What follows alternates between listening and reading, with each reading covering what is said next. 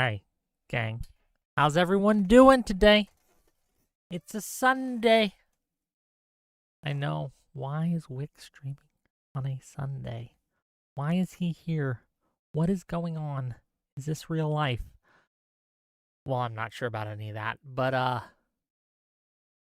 hope to see everyone today. Akira says, Lord Wick. Well, welcome to the show. Welcome, my Twitch peoples. Welcome, Apple Pipe. Dambro looking fresh. You know, half of you like the beardless look. Half of you are begging me to grow the beard back. I'm not sure who to believe at this point. Yeah. Zogger Unchained says, Wick, I expect your next stream to be no, actually. Pixie is the evil one? What does that have to do with anything? We're not talking about that today. An angel that has fallen says, Lord Wick, please don't shave again. Akira says, my opinion is correct. Fair. Quantum Fantasy, nice to see you. I'm here too, trying Madden since I have a Game Pass. So tell me how it is. I'm not very big into the sports games, okay? But if you enjoy it, then by all means. Where's my robe? Oh, my hoodie? Gang, it's like 80 degrees out right now. I don't want to wear my hoodie. It's hot. Sunday, okay? We're going with the blue shirt. It's a nice shirt, okay? I know you guys can't see it, but we're not here to look at me. Well, some of you might be, but that's not what we're talking about today. I am going live today to cover the latest Lauren Southern video. And I know, I don't usually do React content for a variety of reasons. And I understand that's usually not what you guys tune in for. But let's make an exception today because I watched this video and it echoed a lot of the things I have seen, a lot of the arguments that we've been talking about in various debates in this space. And it was structured so well that I thought, you know what, we have to discuss this. We have to talk about it. It was a very well done video, and we're going to get to it. So, if you're watching this later on the VOD or whatever, and you want to go and see the original video, I have that linked in my YouTube description. You just go there, should be right there. You should just click on the link, and you should be able to go and see her original video, which I recommend you do. Don't just take my word for what's being said, and don't just take my, commentary as truth. Just go watch it for yourself, and I suggest you do. It's a rather long video. It's a little over an hour. We're going to watch it on a little increased speed, and I'll be skipping through a few portions, but we're going to get to most of it. And I want to know, while we watch it, what y'all think as well. So if you have thoughts, if you have opinions, if you have things that you want to share, go ahead, right? Type them in the chat, super chat, and I'll read them out, all that. An angel that has fallen says, LL become Darth Wick with a beard and a hoodie. Yeah. North is Live says you need to zoom out more, darken the lighting. Look, okay, production value isn't my thing. I don't know how to do all these things. I'm not here to look good. I'm here to entertain and to educate. In that order. The title of the video is Christ versus the Culture War. And the main thesis of the video is that Christianity online has been perverted, corrupted, and is not emblematic or not an example of what actual Christianity is. And she makes several arguments for these. We're going to touch on that, but I also want to use the video to kind of discuss how social media has destroyed people's ability to be genuine and vulnerable. And we've got some examples I've lined up for that. But let's, without further ado, get into it. And again, I don't usually do React content, so I'll probably mess it up or do it weird. If the volume's weird or you can't hear it, please let me know. We'll just go. Concluding postscript on Twitch says, I have faith that Lauren can become a voice for moderate conservatism again. I hope so. I think we need more voices like that. Not just in this space, but in politics in general. So let's bring it up. And let's get to it. We are going to skip the intro part where she goes and she kind of talks about her, first of all, can you guys see it? Do I need to make it smaller or whatever? Here, let me adjust it real quick so you can see it a little better.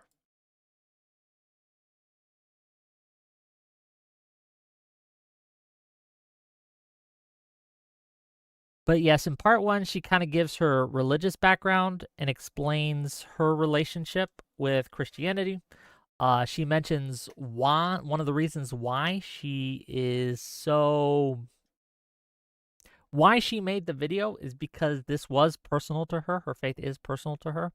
And that's why she's going to be covering the things that she does. But I wanted to, because we have limited time here, okay? I wanted to get into the meat and potatoes. So I skipped, and we're going to start with part 2, okay? There's like 7 parts here, so don't worry. We'll get to them. But again, if you want the introduction, things like that, I recommend you go watch it on her channel. And again, the link is below. But let us begin, okay?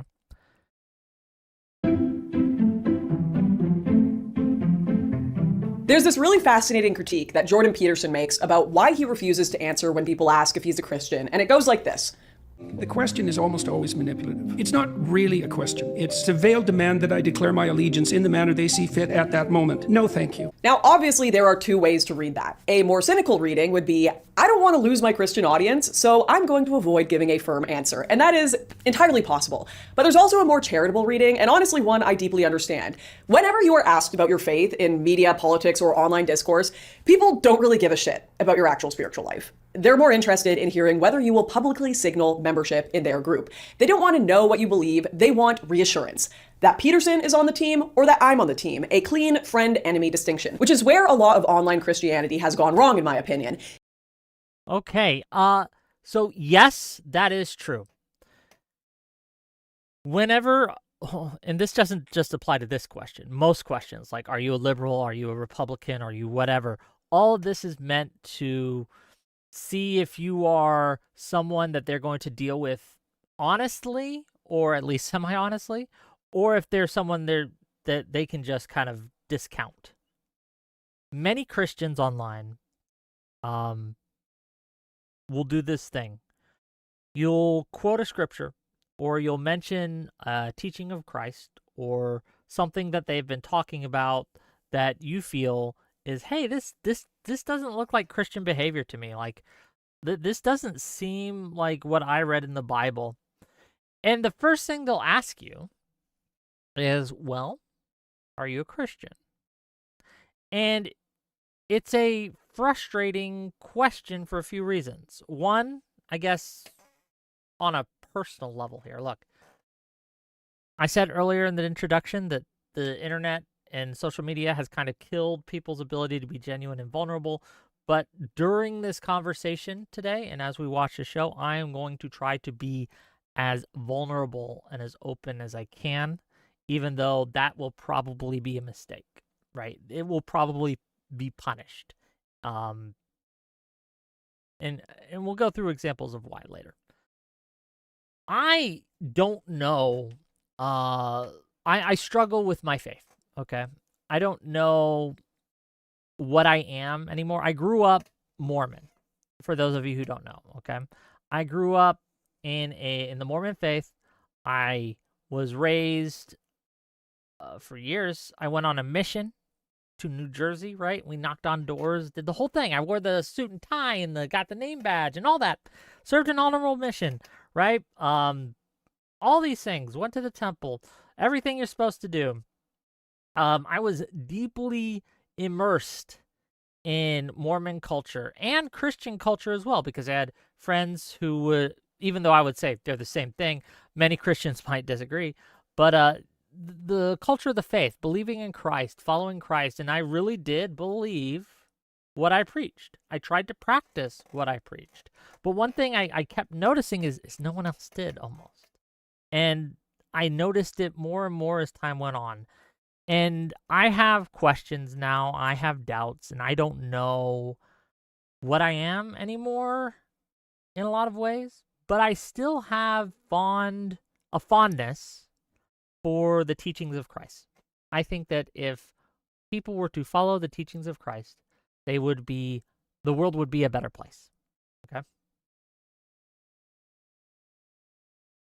When people online ask you or ask me if I'm a Christian, I'm always hesitant to say, because why should that matter? What does my opinion on what you're doing, or what does my is what I'm saying correct, or is what I'm saying incorrect? The correctness or the incorrectness of my statement should not matter, right, based on my identity, whether I'm white, black, Asian, Mexican, Islamic, Christian, what have you. But online, every single time, they're looking for you to say whether you're Christian or not. Because if you say that you're not, or you refuse to say, they'll just dismiss anything you said.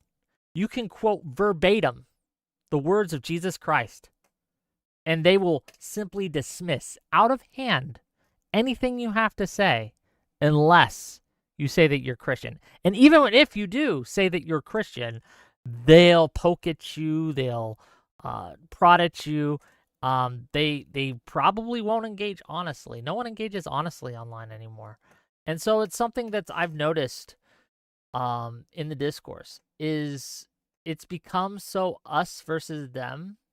And a lot of online Christians, quote unquote, will refuse to accept correction from anyone that they don't feel is in their club. And it's made them defend some pretty heinous shit that we're going to get to, right? And it's made them, in a knee-jerk way, just kind of rally around really bad people that take on the name of Christ, but I don't think are Christian at all. But let's keep watching. Like I said, I'm not good at React content, so if I'm yapping too much, just let me know, okay, please. Let's keep going. It's functionally become team sports. Us versus them. Are you posting Christ is King? Do you have the cross emoji in your bio? Do you hate those muzzies too? Did you hit like and subscribe to save the West? Also, donate to my fundraiser if you love Jesus. Do you see the problem here? Like, everything is now being utilized for what I've seen referred to as the culture war cinematic universe. What is supposed to be a deeply personal, spiritual, and contemplative experience is being monetized, mass-produced, and used for the purpose of politics. It's a product, gang. It's a product. And it's a hard thing because even talking about this, even criticizing this kind of stuff, I'm monetized. I hope you guys give me money, right? This is my job. This is how I make a living, right? Talking about these things. And that's one of the reasons I don't talk about my faith a lot, is because I don't want my faith tied to these monetary. I don't want my faith to be a product. But in a situation like this, for a topic like this, I do have to kind of fall back on the things that I know about the scriptures and the things that I learned and the things I believe to a certain extent, right? And it's easy to dismiss someone talking about these things on a platform like mine that is monetized, that my whole purpose, right? The reason I'm here is to make some money. And it's so easy to dismiss, oh, he's just saying that to get people to super chat him. He's just saying that to get likes, subscribes, and views. And the reason it's so easy to kind of give that criticism is because that's true. Many people do this. It is ubiquitous in this space for people to simply say what will they think will get them the most money, the most likes, and the most views from their audience. And people have gotten very, very good at that, to the extent that they won't even talk about things that their audience might push back on them for. And you see this across the political spectrum. It's not just in Christian spaces, quote unquote Christian spaces, right? It's everywhere, right? It's everywhere. You'll see this when I say something positive about a Republican. You'll see the comments in my chat, right? You'll see what they'll do. In fact, here, look. I have an example, okay? I have an example. Give me a second. Just happened today, actually. When I announced what I was doing today, we had a little commenter.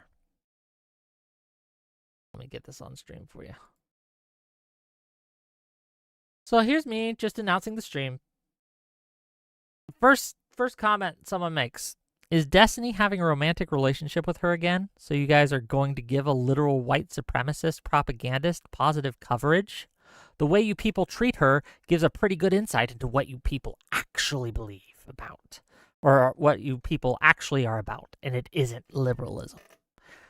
First of all, setting aside this person doesn't know what liberalism actually is at all, and I'm pretty confident saying that. The idea that I can't talk about, and as we watch the video, you can decide for yourself, right? But what I felt was a very poignant video that touched on a lot of real, true things about internet culture, streaming culture, and all this, from a religious lens, but still true nonetheless. But because she's considered an enemy, because she's considered to be on the other side, on the other team, if I say anything positive about what she has said at all, it's seen as it's seen as a sin, for lack of a better term. We've become obsessed with the messenger over the actual message. This person probably hadn't watched the video at all, right? Has no idea what she said. I guarantee you. But because she's a bad guy, right? She's on the other's team. She's someone that is persona non grata. Even engaging with her work, right? Engaging with her message, whether it be true or false, whether it be correct or incorrect, is seen as a sin. And it's very frustrating to me. But this is ubiquitous across the internet. Social media, again, has destroyed our ability to actually tackle these issues, actually have a conversation about substantive things, because you are seen as an enemy if you engage with someone who is considered bad, quote unquote. Look, I guarantee you, me and Lauren Southern have very different politics. We have things that we do not see eye to eye on. I could guarantee you, politically wise. But then again, as we watch this video, it's just well done and it's just true. But we're gonna keep going. And I'm not saying this hasn't been done before in history. Obviously, the church has been corrupt before, but it's taken on a whole new form in the era of the internet algorithms, AI, and bots. And I think people first started getting really uncomfortable with this new era of overtly political religiosity after Charlie Kirk's murder, which was this landmark emotional moment for a lot of people, myself included. But then there was the twist, because immediately following this tragedy, what I would have imagined should have been a somber ceremony became this insane political spectacle with fireworks, repeated references to God, all between political campaigning. We're going to be doing it with Bobby and Oz and all of the professionals. I think you're going to find it to be amazing. I think we found an answer to autism. How about that? Autism tomorrow. On top of this, you also just had a whole strange genre of deification that happened where politicians and commentators were saying Charlie Kirk was a saint or that Jesus Christ was asking for his autograph in heaven. So their legacy grows, and Charlie's will too, beyond his wildest dreams. And where Charlie is right now, he is fine. I picture God asking him for his autograph. I would say if Charlie Kirk lived in the biblical times, he'd have been the 13th disciple. The cringe aside, I remember this too. And I remember what people watched and reacted to the funeral, right? It was a big production. I watched it, but I didn't stream it, right? Because I was like, okay, it's going to be a funeral. I don't want to turn it into content. That's not what I do. But as I watched it, it became apparent that it was content, right? And the reason it was content is because the speakers, the production values, all of it was made into content by the people who held the funeral. And I remember a lot of people would get pushback online because they would criticize something that someone said during the speech, during the funeral, during their speech. Like Tucker Carlson spoke, Stephen Miller gave a whole weird spiel, right? Trump spoke at it, right? And people online would push back against what they said, like, hey, Stephen Miller said X, Y, and Z, and it wasn't right, and blah, blah, blah. And one of the major kind of pushbacks to that were people like, how dare you criticize someone at a funeral? You're making a funeral into something political. No, no, no. The commentators weren't doing that. The people at the funeral were doing that. The people at the funeral made it political. They made it into a political spectacle with, again, the purpose of it was to push a political agenda. So instead of mourning, instead of coming together as a country, instead of denouncing violence just across the board, instead of trying to heal a nation that had just experienced a violent, traumatic event, a murder, senseless murder of someone who was considered by many to be a political figure, a guru, right? Someone who spoke for freedom of speech. It was, again, used as a political weapon against their enemies. And it was gross. And of course people are going to respond to that.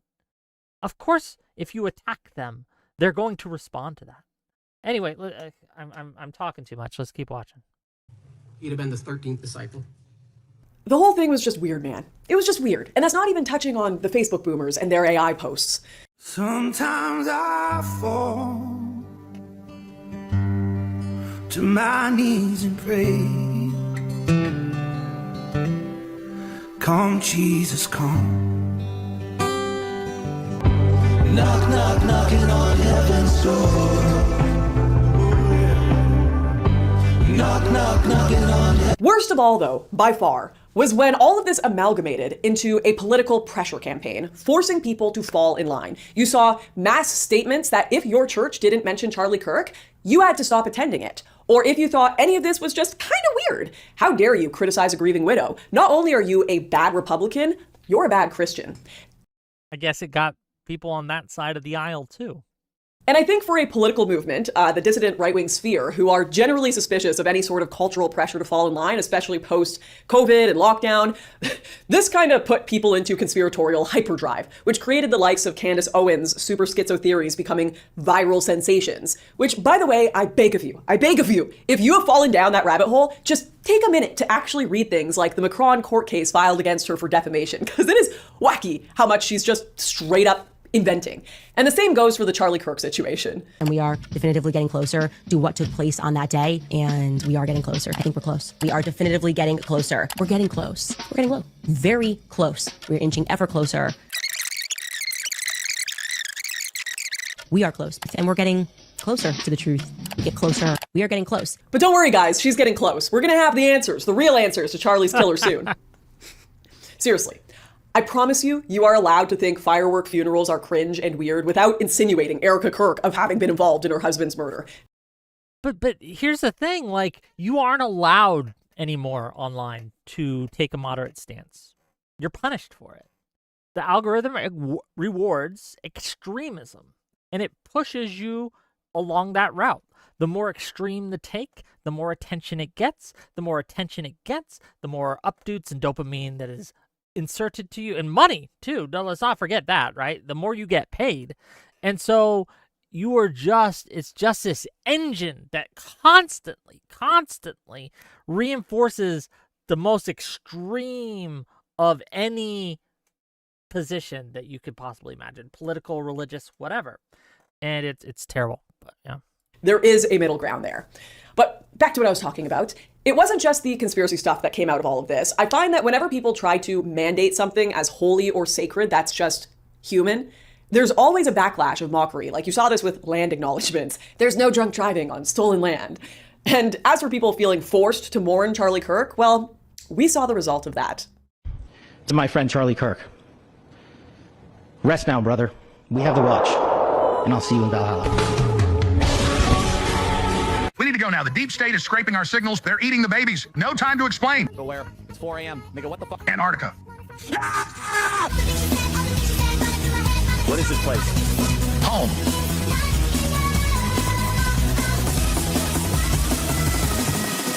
We are Charlie Kirk. We carry the flame. We'll fight for the good. Look, the song's kind of a banger, okay? I like to dance a little bit, okay? It's just, whatever.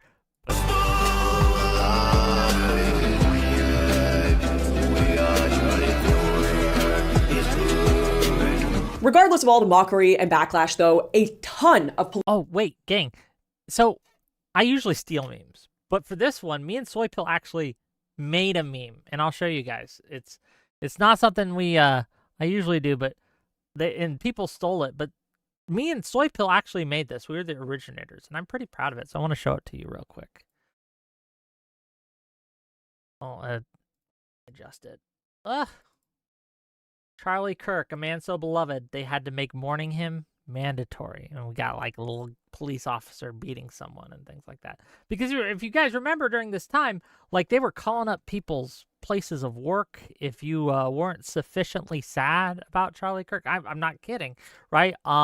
If you even expressed like even just neutrality, just like, I don't give a shit, right? They were vicious. They were vicious, and it wasn't just like podcasters and people online and things like that. It was officials in the White House, Pete Hegseth and others. It would just dump on you and call you a traitor and all sorts of horrific things. But like this is unfortunately what happens when you try to kind of put immense amounts of pressure on people in order to conform, like again Lauren's saying, but let's keep listening. Political capital was gained through the pushing of this seemingly holy mandate that came about post Charlie's death. And the administration, as well as infinite podcasters, are now continually using this language and pressure of who is on God's side, and thus which side is God on. You know why we have to do all of this with TSA? It's because of Muslims. Muslims always mess things up. Powered by Jesus Christ. Even Trump's new spiritual advisor has compared Trump to Jesus Christ himself. And Mr. President, no one has paid the price like you have paid the price. It almost cost you your life. You were betrayed and arrested.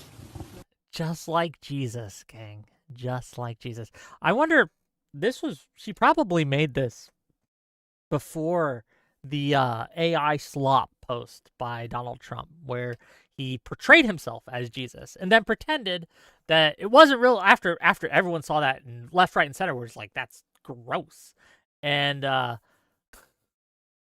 then he tried to pretend he thought he was a doctor. It was insane. But yeah, this isn't like, the reason we call that out isn't because it's just like a one-off.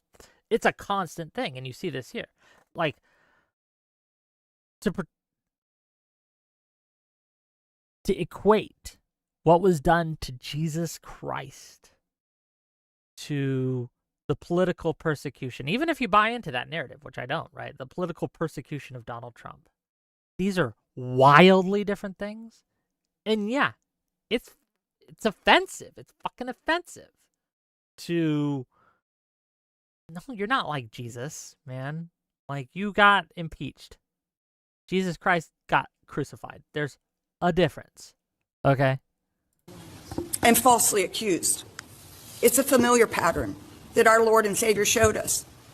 But it didn't end there for him, and it didn't end there for you. Truth is, with how much of the US population identify as Christian and how much charitable donation Christians give, religious signaling is just the way to go if you want money and power, unfortunately. Or even, say, justification to start a war, to start bombing countries. Almighty God, who trains our hands for war and our fingers for battle, you who stirred the nations from the north against Babylon of old, by the blast of your anger let the evil perish. Let their bulls go down to slaughter, for their day has come, the time of their punishment. Pour out your wrath upon those who plot vain things and blow them away like chaff before the wind. Now listen. You see this too, by the way, in the recent spat, if you will, between the Trump camp and the Pope. One of the main criticisms you'll see from MAGA is that the Pope is getting political, and he shouldn't get political. He just needs to stay out of politics, right? Why is he making political comments?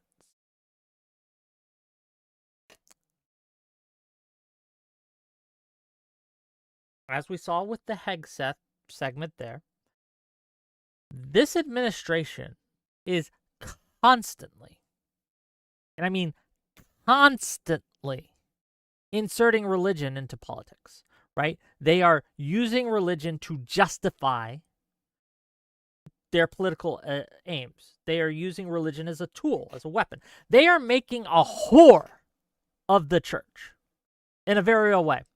They're making it turn tricks, right, in order to get their political agenda passed, okay? It's insane. And then when a religious commentator or a religious leader like the Pope, or even just religious commentators, speak out against that, they're, stay out of politics, Pope. How dare you make a political statement, Pope, right? Do you even read your Bible, Pope? And it's insane how bad this is. I got a clip for you guys, okay? I saw this and I was shocked but not surprised, I guess. Let's just watch this clip real quick. This is recently. This is Sean Hannity. Okay, let's. It's not long. Now, I do want to shift gears with a message to the Vatican tonight, specifically to Pope Leo, who has openly condemned America's war in Iran while seemingly enjoying a public fight with President Trump. First, let me give some context. Like millions of Americans, I was raised Catholic. I went to Catholic school for 12 years. I even attended a seminary in high school, studied theology, Latin, went to Mass daily.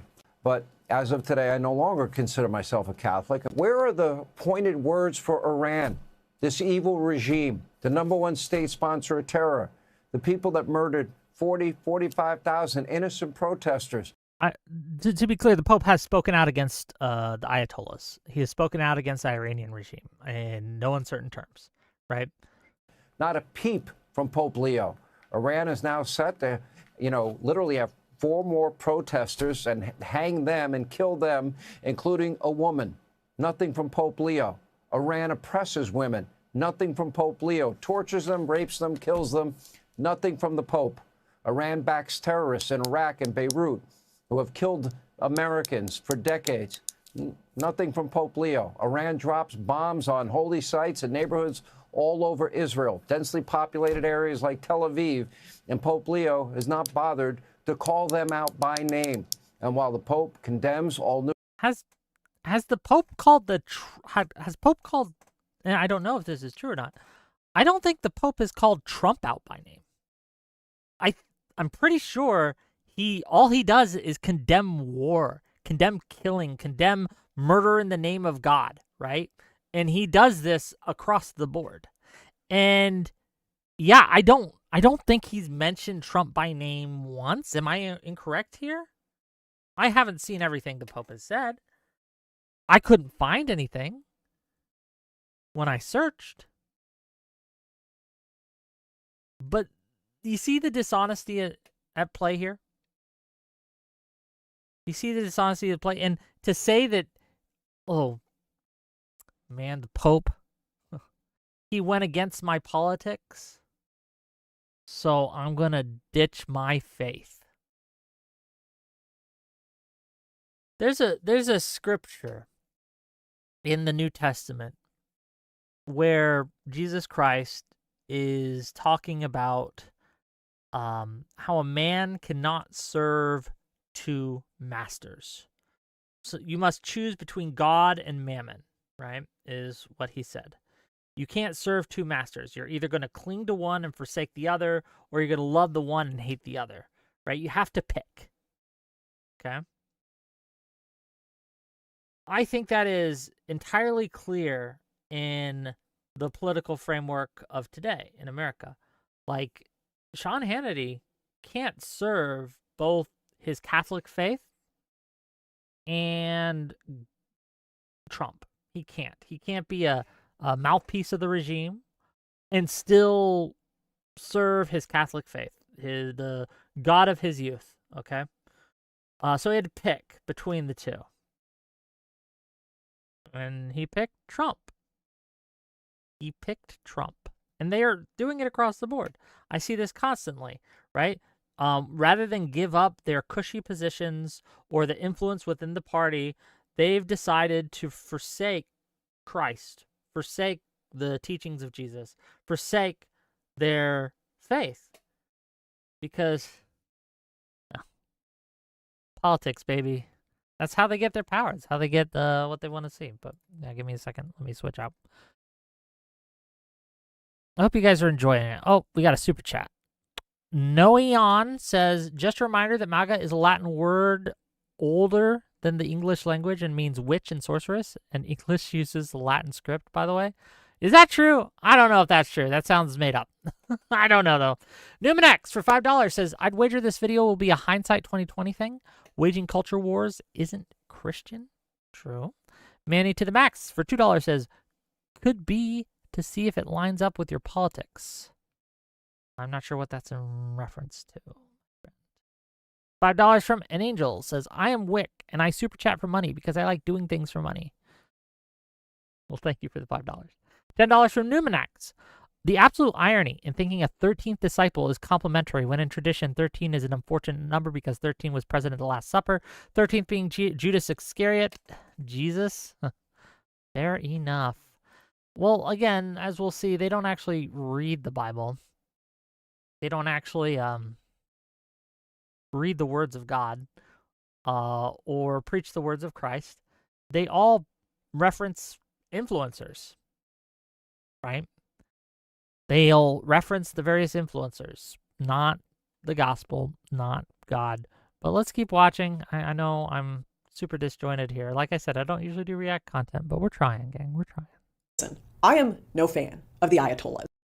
But one of the biggest reasons I'm not a fan of them is because they use a religious mandate for political oppression. They strongly believe in Sharia law, and just recently they killed people by the tens of thousands for protesting, hanging teenagers in the street who oppose them, and claiming, would you believe it or not, that it's God's will. So no, a politician just telling me God wills it is not a very convincing argument, given they've done this since the dawn of time to justify infinite horrendous behavior. So how do we tell who is actually speaking God's will and who isn't? How do we discern? Well, from a Christian perspective, we've been given some pretty good clues in the Bible, which clearly no one on Twitter actually reads, because if your only exposure to Christianity has been recent online discourse, you might assume the greatest enemies of Christ were OnlyFans girls, Democrats, and children making makeup tutorials on the internet. True. Those Democrats, the Democrats, if you will, okay? Well, luckily for everyone involved, I actually know Scripture pretty well, and the specific instructions to answer that question, I just want to read one of them, right? And this is in Matthew chapter 7, and it starts in verse 15. I'm just going to read this to you guys, okay? It's Sunday. You're getting a little sermon here, okay? Beware of false prophets, which come to you in sheep's clothing, but inwardly they are ravening wolves. Ye shall know them by their fruits. Do men gather grapes of thorns or figs of thistles? Even so, every good tree bringeth forth good fruit, but a corrupt tree bringeth forth evil fruit. A good tree cannot bring forth evil fruit, neither can a corrupt tree bring forth good fruit.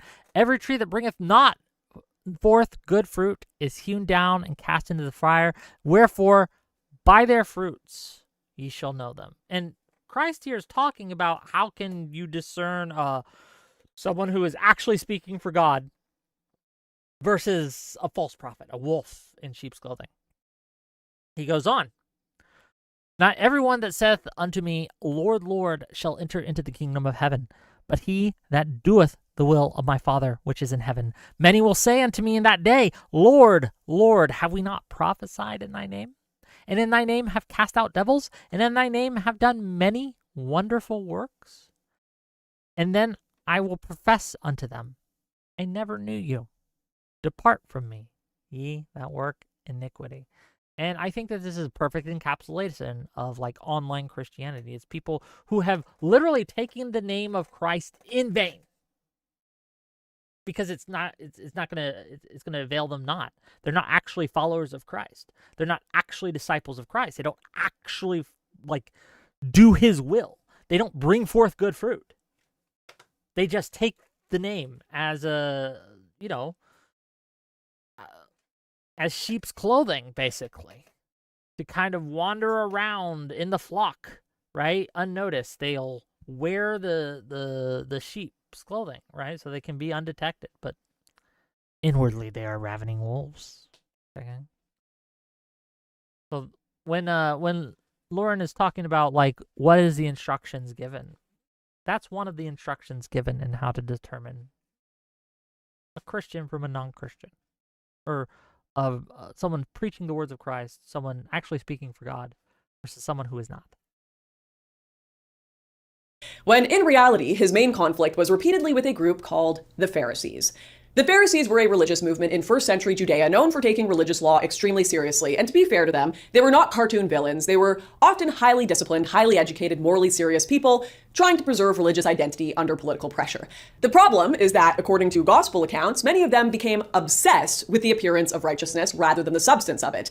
I'm reminded of when Jesus heals a man on the Sabbath in the Gospel of Mark, and the Pharisees go, actually, you're not supposed to heal people on the Sabbath. That's against the rules because we're not supposed to do any work on the Sabbath. And Jesus is like, guys, the entire point of the Sabbath is to rest, to become closer to God and cultivate holiness. And helping someone in need is something that draws you closer to God. The point of the Sabbath is not the Sabbath itself. It's a means toward love, justice, and mercy. So basically, half the New Testament is just Jesus correcting these nerds for missing the actual point of everything. They treat religious knowledge as a tool for authority rather than inner transformation. And that is why some of Jesus' harshest language is not aimed at obvious sinners, but at highly respectable religious people who had learned how to weaponize virtue, which is... And it's interesting, by the way. So just to kind of expound on this point. When we talk about harsh language, it was very bad. He compares them to whitened sepulchres. And if you don't know what a sepulcher is, it's a grave. It's a tomb. It's where they put dead people. And he compares them to being like white on the outside because they would paint them and make them look pretty. But inside, there's rot, there's decay, there's pestilence, it's death on the inside. It's rotted. And he compares their hypocrisy to that they are constantly, right, presenting themselves as holy, as good, as virtuous, as moral, but inside there's nothing there. They also talk a lot about, and this is something the Pharisees would often criticize Christ for, right? Because Christ would hang around with sinners, with bad people, quote unquote, right? With whores, with publicans, tax collectors, with people who were known deviants and degenerates and all these things. And they would often criticize him for that. And I find his response to it rather telling. Let me find it. Okay. I have it all here. All of it. Okay. So, and this is in Matthew 9. And he says this. Oh, you guys can see my little screen. I didn't want you to do that. Okay, whatever. When the Pharisees saw this, they asked his disciples, "Why does your teacher eat with tax collectors and sinners?" Okay. And on hearing this, Jesus said, "It is not the healthy who need a doctor, but the sick.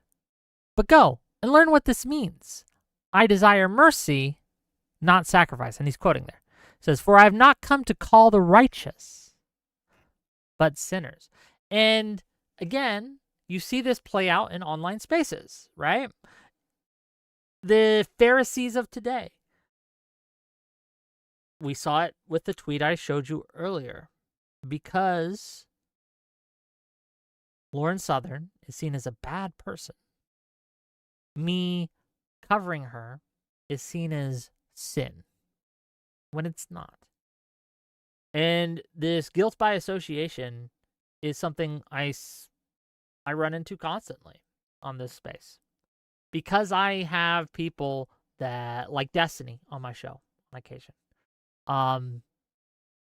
I am somehow tainted by associating with him. The same attack that's the Pharisees and the Sadducees tried to make against Christ, because again, he was hanging out with really bad people. And it's just a similar mindset that's just constantly there. And the more you look at it, right, the more the parallels become apparent in pharisaical behavior and the behavior of many people online today. The puritanical behavior of many people online today. Awkwardly relevant, because once you start noticing that pattern, you start seeing why that conflict still matters now.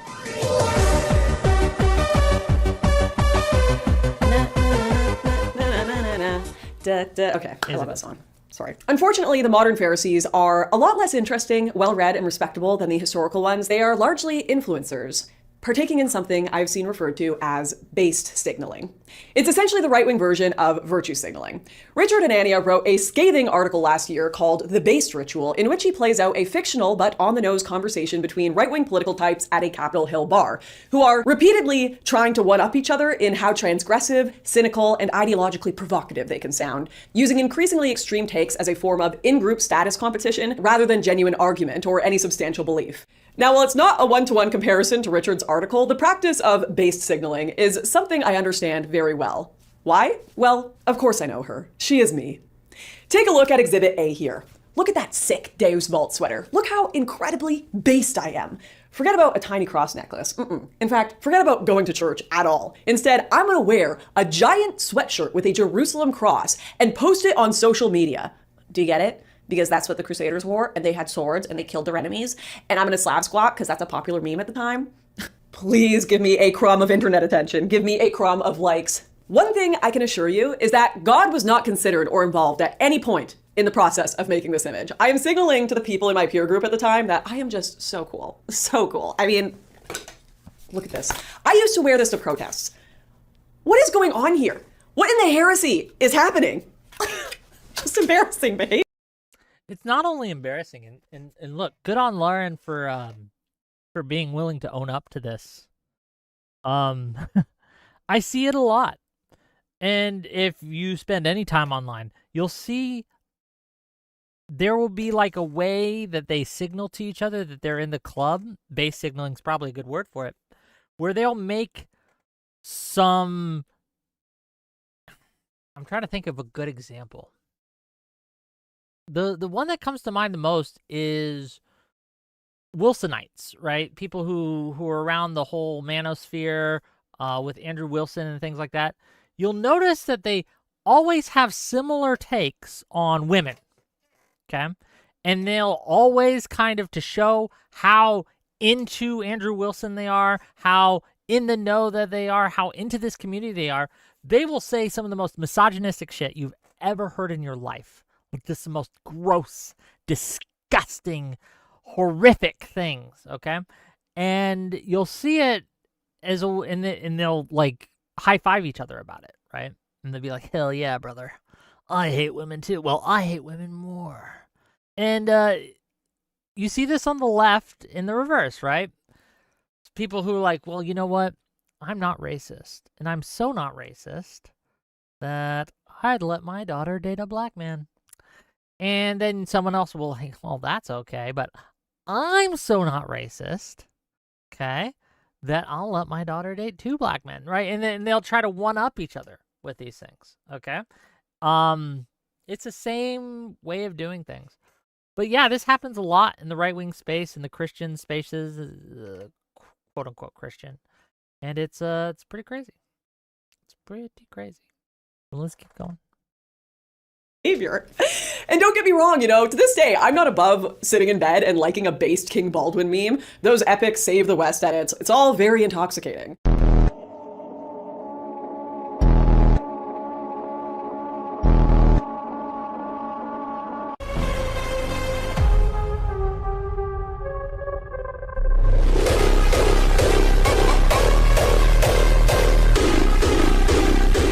I get it. It tickles the dopamine receptors, but the based internet Christian stuff has absolutely nothing to do with the soul or any sort of real spiritual journey, and pretending it does is bad. Yeah, it's a political signal, not a faith signal. It's a political signal, right? It's to say, look, I am. There was a meme that went around, I think a year ago, maybe 2. There's a tweet some guy made, okay? And he was like, showed a picture of crusaders and stuff. He's like, man, I'm so Christian. I'm so pumped for the faith. If God called me on me today to go out and slay the infidels, to sign up for the crusades, I'd drop everything. I'd leave my family. I'd leave all my worldly possessions, and I'd go and I'd grab my sword and I'd grab my gun and I'd go out and fight in the name of God. And then someone beneath him replied, well, would you wash the feet of an immigrant if God asked you to? And it's funny because God doesn't ask us today to take up a sword and go kill people. He doesn't, right? That's all political theater, okay, that they were doing at the time, right? They had political wars, and it was a political battle that they used faith in order to kind of push in a lot of ways, right? But God has been pretty clear in the scriptures of what he would like you to do to the poor, to the downtrodden, to the stranger in your midst, and how you should treat them. Those are things he's actually asked you to do, right? Not this LARP shit. Not take up a sword and go smite your enemies. He's asked you to, well, what's the quote? And I don't have it up, unfortunately. It's not one of the scriptures I had prepared today, but it's something along the lines of pure religion and undefiled before God is this, to visit the sick and the fatherless in their affliction, something like that, right? Even as you've done unto the least of these, my brothers, you've done unto me. The 2 great commandments, to love the Lord thy God with all thy heart, might, mind, and strength. And the second is like unto it, to love thy neighbor as thyself. And it's so funny to me. Gang, the Bible, 95% of it is very clear. It's very easy to understand. We just pretend it's hard to understand, because if we pretend it's hard to understand, right? If we don't get it, if we pretend we don't get it, we can't be held accountable because, oh, it's just so confusing. I don't get it. I don't understand. And I'll listen to these podcasts, and I'll listen to what these Christian influencer podcasters bros have to say about even just that verse I quoted, right? The 2 great commandments, to love thy Lord thy God and to love thy neighbor. And they'll go for it's pretty simple, right? On the face of it. If you just take it face value, love God, love your neighbor as yourself. We all understand it. A child can understand it. You're supposed to love them, to care for them, to help them, to do good for them, to support them. All these things. Pretty easy. But I'll listen to some of these influencers and some of these online preachers and things like that, and they'll have 3-hour to 4-hour podcasts explaining what love. Oh, he wasn't talking about love in the sense that you think he's talking about. There's a very specific sort of love that they were mentioning in the Bible. And if you look at the Greek word and you tie it into what was going on at the time, and then you reference and cross references with these other scriptures from these other texts, right, that aren't in the New Testament but in the Old Testament, and then you look at how the popes have throughout time have interpreted the scripture, and they'll go on and they'll take you through this mental gymnastics, basically this obstacle course for your brain on how the commandment to love thy neighbor doesn't mean you actually have to love your neighbor, right? You can actually treat them like shit. It's okay. You just, love means, and they go off on this thing of what it means, and it's crazy. But they're doing that to try to confuse you. God didn't fucking stutter. He was pretty clear.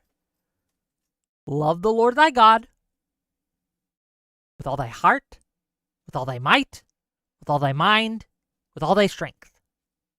And to love thy neighbor as yourself.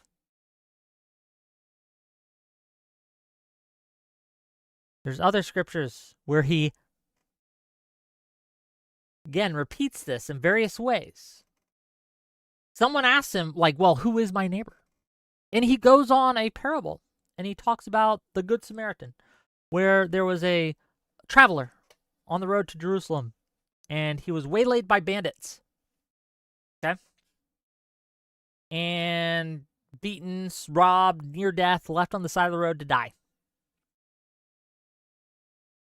Priest comes by, sees him, but he's late for temple, so he's got to go, so he can't stop. He doesn't have time, and he just leaves. Second guy comes by. He's a rich politician dude. He has an appointment. He can't be bothered. Maybe it's a trap. He doesn't want to deal with it. He's got other things to do. My family's waiting for me back home. I got to make sure that I'm there for my kids' play or whatever. And so he passes on by. And the third guy that passes by is a Samaritan. And if you guys aren't aware at the time, Samaritans were kind of seen, they were looked down on as a people, right? They weren't considered part of the group in many ways. They were kind of they were low caste, low status. So the Samaritan comes by and he stops and he spends some time taking care of this guy. He gets him to an inn, he gets him fed, he gets him cleaned up, he gives the innkeeper money to look after him while he's away, while he goes to get some more things. And so, Christ tells this story, and then he asks the guy who asked him, which of these three was a neighbor to that man? Which of the three individuals was a neighbor to that man? And it's a powerful story. But you'll never hear this story told in the Christian influencer podcaster space. Not straight. They'll always twist it. Right? If you hear it at all. If they even know it exists at all. And, it's amazing. Anyway, I got distracted. It's not good. In fact, I think it's the culprit for a good portion of people who seemingly crowdsource their religious beliefs, which then become indistinguishable from their political aims. Like when I see this video that says, "How far right are you?" And then this guy just posts clips of crusaders and Christians praying. I don't know what that means. What are you talking about? Which crusades do you support? Do you know anything about them? I'm pretty sure the fourth one. Well, he means he wants to kill his enemies, right? That's what he means. I don't know if you're asking that seriously, Lauren. But yeah, he means how far right I am? I'm so far right, I want to kill everyone who opposes me. Sacked Constantinople, a Christian city, looted churches, and killed fellow Christians. Excuse my language, but is everyone just now? Someone could just as easily make a clip with how far left are your views? And then based edit of Jesus washing people's feet. I have friends of mine who I know never grew up Christian, who don't attend church, who haven't ever read the Bible, who began putting crosses in their Twitter bios because they joined the political right. It's like a video game badge or something. And I love Crusader Kings, okay? Great game, played a lot of it growing up, but holy LARP, what are we doing here? The anti-Catholic Tennessee congressman uses Catholic crusaders to argue for evangelical Protestant nationalism. I can't even begin to get into the denominational wars in this video. They don't know the history. They don't know anything. There are so many things that they just don't know. They just are unaware of. And I hate to say it, they're stupid. They're cruel, stupid, and incompetent. And they dress up and put on the trapping. They take Christ's name upon themselves for political gain. For political purposes. They take upon it his name in vain. Blasphemy. But why are politicians acting like this is Christian Comic Con? I fear I have helped unleash levels of cringe into the world that I simply cannot undo. I have become cringe, the destroyer of movements. These people want all the clout of Christian signaling without any of the substance. As did I. But at least I was 20 and not an elected official at the peak of my doing this. There's also, look, none of us are perfect. None of us are perfect. And while I was watching this, I recognized there are certain behaviors that I engage in that this video is calling out. And I have to change. I have to repent. In many ways, it's like a call to repentance, I guess, for influencers in general. And it's just true. There are ways I have behaved online that are unacceptable. And I need to change. I need to stop doing this. But the problem is, and it's not an excuse, to be clear, I'm still guilty. But the problem is everything about this space incentivizes horrific behavior, treating other people in horrific ways, never being genuine, never being vulnerable. It will be used against you. I'll give you an example. A simple one. Excuse me. Like this is someone tweeting about me, right? From last week, right? Queeman reacts to Wick TV being way too liberal with the way he eats while on stream. Bros, I'm just eating here. Like, I'm eating some ramen. It was yummy ramen. It's a very simple thing. But you got, like, what? How many people? Like 53 likes on this? Over almost 2,000 views of people just watching some weirdo watch me eat. And can I just take a moment and how meaningless, how purposeless does your life have to be here? This is what you're doing with your content and your time on your channel. You are watching me eat. Thank you for watching my content. Thanks for being a fan. But this is what you're doing with your time. This is what you thought was useful to tweet out. Like, anything you do as a content creator online, anything you say as a content creator online, you're online. You're on a stage. And people are watching you. And they will clip you. And they will take you. And they will edit you. And they will do all these things with you. They'll take any moment in time of yours. And they'll try to portray it in the worst light possible. Because for them, it's either A, it's funny for them. Or B, they hate you. And they want to punish you. And all these things. So I learned very early on. Never, ever, ever be genuine and vulnerable. Not at the same time. I try my hardest to be genuine, but vulnerable, almost never. I will almost never do that. You get punished for it. Never be vulnerable online. And it sucks that you can't do that. And it's one of the reasons why, again, and she'll say this later in the video, and I agree with her, I don't think you can be Christian online. Part of being Christian in a real sense is being vulnerable. Is opening, is like admitting that you aren't enough. Right? That's the whole purpose. You're not enough. That's the whole theology behind Christianity. That you are not enough. And you need the intercession of Christ to make you enough. You need to lean on him. You need to rely on him. And you cannot make it there on your own. You'll fall short. So you have to rely on Christ to get you there. And so to do that, you have to be vulnerable. You have to, and it talks about it in the scripture all the time, warning again and again and again and again of pride. Warning against pride, right? Hard-heartedness, stiff-neckedness, okay? All of these things that being humble, being vulnerable can help you correct. But yeah, online, never do that. It's a mistake. You will be punished for it. And this is just a silly thing, right? It's not a big deal, but it's a good example.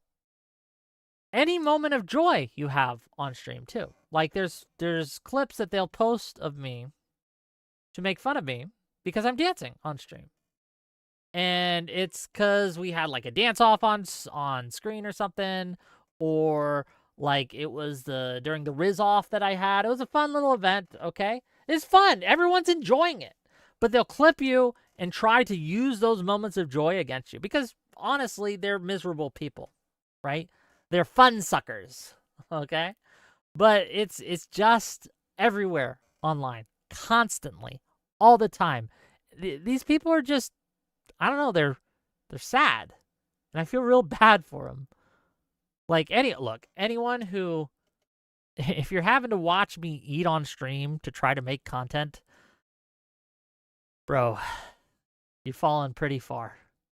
You've fallen pretty far, okay? That's all I gotta say. Based signaling explains a lot. Why you'll see tons of political accounts using biblical references when they're talking about waging war or striking down sinners, who always happen to be political opponents and never themselves, by the way. But you'll never once see them reference, like, I don't know, the Beatitudes. And that's another thing, okay? Look, I know I'm interrupting a lot, but there's a lot to say. We got a lot to talk about today. We're going to go over it, right? One of the things that the online sphere does is you want to promote yourself, right? And one of the ways you get influence is to be an expert on a subject, to be good at a subject, to be someone who is knowledgeable, who people could trust about these things. And that requires you to promote yourself, which I don't think there's anything inherently wrong with that. But what tends to happen when it comes to Christianity is, in order to be seen as someone online that is worth following as a Christian, you have to promote yourself, but it's weird because Christ tells you not to. In no uncertain terms, right?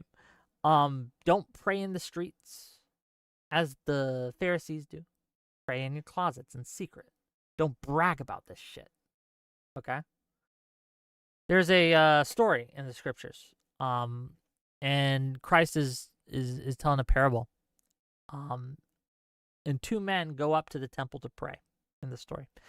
And one of them's a Pharisee. Okay, one of these priests, one of these well-respected scholars. The other is a publican. Okay. So the Pharisee goes up and he starts to pray, and he's like, God, thank you that I'm just better than those fuckers down there, okay? Thank you for blessing me so much, that I have so much, that I'm so good, that I'm so righteous. Thank you for giving me all this knowledge, okay?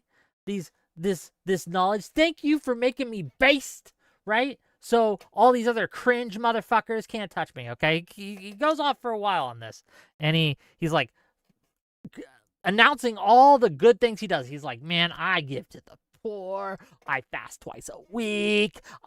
Everything I get from this channel's given to all these charities. Man, I just do it all. Look at me. I'm going down to Cuba to give relief to all these people, right? I'm going to Africa on a mission in order to give all my worldly possessions to all these people. Look how great I am, okay?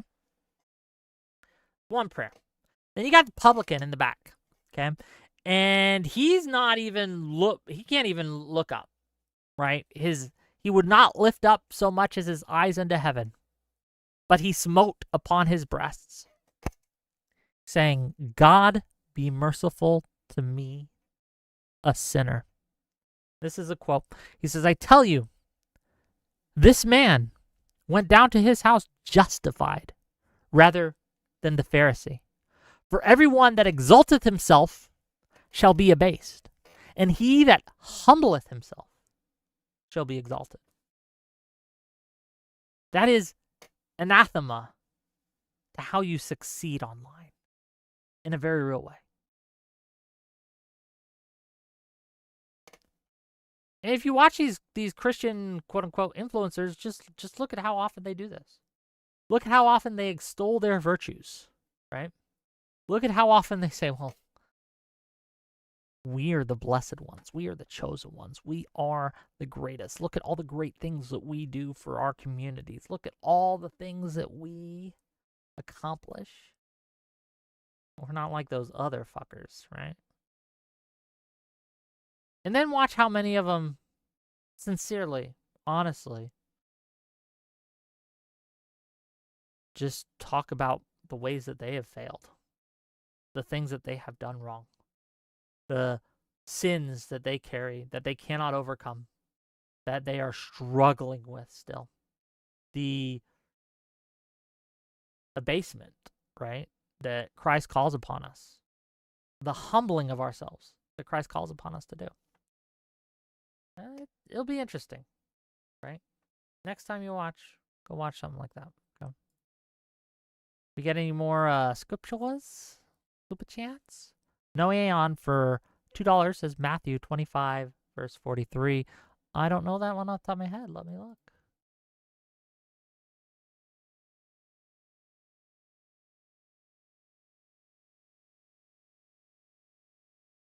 And I understand the irony here.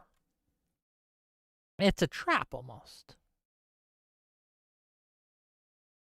Oh, this is, the parable of the sheep and the goats. I was a stranger and you did not invite me in. I needed clothes and you did not clothe me. I was sick and in prison. You did not look after me. Yeah, I understand the reference now. Yes.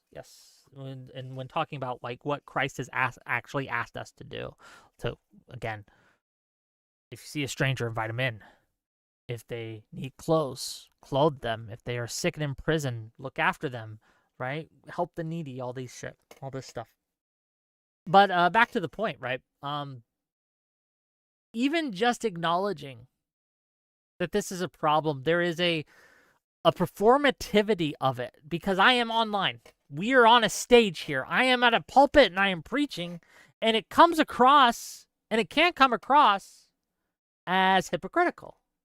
Like, well, Wick, by saying this, aren't you putting yourself above these people?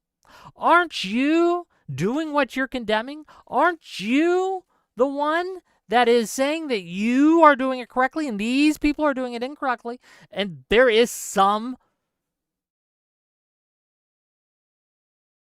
truth to that you have to wrestle with. And you have to ask yourself, is that why I'm doing this? Is that why I'm saying this? And it's a hard question. And I don't got the answer for you. That has to be asked. And I think it's important to watch people who do ask that and the people who don't. Like, none of us are going to be perfect. None of us. But it's the struggle and it's the people who try. Right? And you may talk like, oh, Wick, who are you to decide? Again, gospel, scriptures, Christ has given us ways to decide. And remember, okay? Sometimes you gotta just drive these people out. Christ did it. Tables at the temple where they were money changing, that they were making product out of what is meant to be holy in a holy place, okay? He flipped the shit out of those tables. He took a whip and he drived the moneylenders out of the temple. He is the great exemplar, gang. Yeah. Keep watching. I know this is going to be a long one, gang. We're not even halfway through. Blessed are the meek, blessed are the merciful, blessed are the peacemakers, because it is politics first and religion as a tool. And when I say tool, I mean quite literally a tool. In fact, in August of last year, Nikita Beer, the head of product at X, tweeted out that the most common bot bio is Christian, father, love my country. So when I'm building up my argument in this video that a lot of people partaking in this based signaling are not Christians, I'm not even just saying they aren't Christians. Some of these posters, in fact, seemingly a majority of them, aren't even people at all. They're literally bots. It all comes full circle back to Captain Bible. We're fighting demon robots out here, and it is 64-year-old Bob who volunteers at the Salvation Army every Saturday getting the bad rap for it. Look at this post. It has 31,000 likes talking about how guys with the bio, husband, follower of Christ, girl dad, are out here tweeting some of the most offensive things you've ever seen. Just absolutely horrific stuff. Not good. But you know what? There are some real faces and names out here who are trying to claim or make it appear as though this is the real Christian tradition. So, see if you can spot them, gang. There's a few that have been on my show. Let's find out. Who even claim to be pastors, who seem far more interested in the based ritual than the Beatitudes. Let's take a quick look at them. Everybody's favorite. Part of why I made this video is that for a long time, I honestly assumed that the nastier corners of online Christian content would stay where they usually live, buried in algorithmic side alleyways, just shouting at each other, mostly invisible to normal people. Then the other day, I saw that one of the people I think represents this modern pharisaical version of Christianity most clearly had been hosted on the Joe Rogan Experience, which is, for better or worse, probably one of the most influential podcast platforms in the world. And at that we all know who Andrew Wilson is, gang. He's been on my show a few times. We've tussled with him once or twice. In my last debate with him, I think we made it clear that he just does not know basic scriptural ideas or basic scriptural concepts. And it was amazing to me. So if you guys remember, and it's in my live feed, if you'll find it, right? It's one of the most viewed shows on my channel. It was brigaded by bots and his audience. So it's got a lot of dislikes. But yeah. We were debating Christian nationalism. He could not contend with anything I said because he did not know the words of God. He did not know what Christ had said on the matter, what Christ had said about politics, kingship, what the scriptures say about the people of Israel when they chose a king over God, right? He just did not know these things, and it was very apparent. And he struggled, and he tried, and he squirmed, and he tried to do the like pedantic shit that he always does. But yeah, there's a reason he won't talk to me anymore, is because he got shown to be like a fraud, a fake. It was crazy. But it doesn't matter, right? Because it doesn't matter if you're correct or incorrect to these people. It's all posturing. It's all fake. It's all show. And he's very, very good, to give the devil his due, at marketing himself, at making money, at turning out product. He's great at that. He's great at networking. And so here he is on the Joe Rogan Experience, as someone who purports to be a representative, right, or a Christian, who just does not know the words of Christ. And in fact, if you quoted the words of Christ at him, it would make him angry. At that point, I kind of thought to myself, all right, I really shouldn't just sit here in my little walled garden pretending that all of this corrects itself eventually, because this stuff is just not staying niche anymore. It's going mainstream somehow. If you don't know who Andrew Wilson is, he originally operated in the old blood sports Twitch debate world under the name Big Papa Fascist. He has since rebranded, but still runs a show called The Crucible. And in a religious context, that is a wild title to choose. In Christian language, a crucible is a severe trial, a fire that purifies the character. So if you are branding your platform as essentially God's forge for moral purification, you are making an enormous claim. And quite frankly, if you are going to market yourself like that, you should probably represent God well, which, when it comes to Andrew Wilson, I'll leave that up to you guys to decide. Me, I'm a Christian. My entire ethical worldview comes and is sealed, right? It's monolithically sealed. And as I said at the beginning, here's another thing that I'll say, okay? And I guess it harkens back to when people ask me, am I a Christian? How to put this? Someone should not have to tell you whether or not they are a Christian. You should know by their actions, by their deeds. And I don't care what you say you are.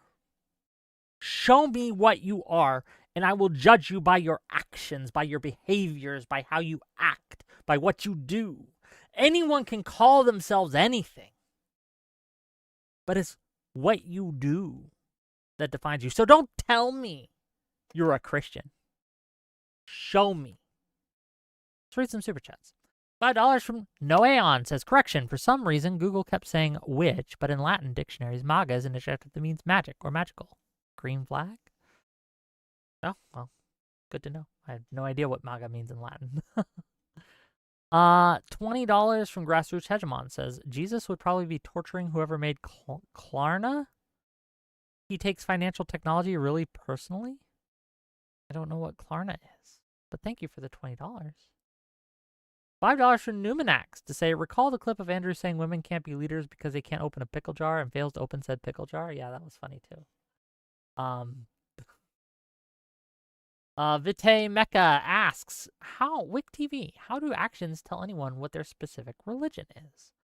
Well, if you are familiar at all with the words of Christ, when someone acts Christ-like, you can tell. You can tell.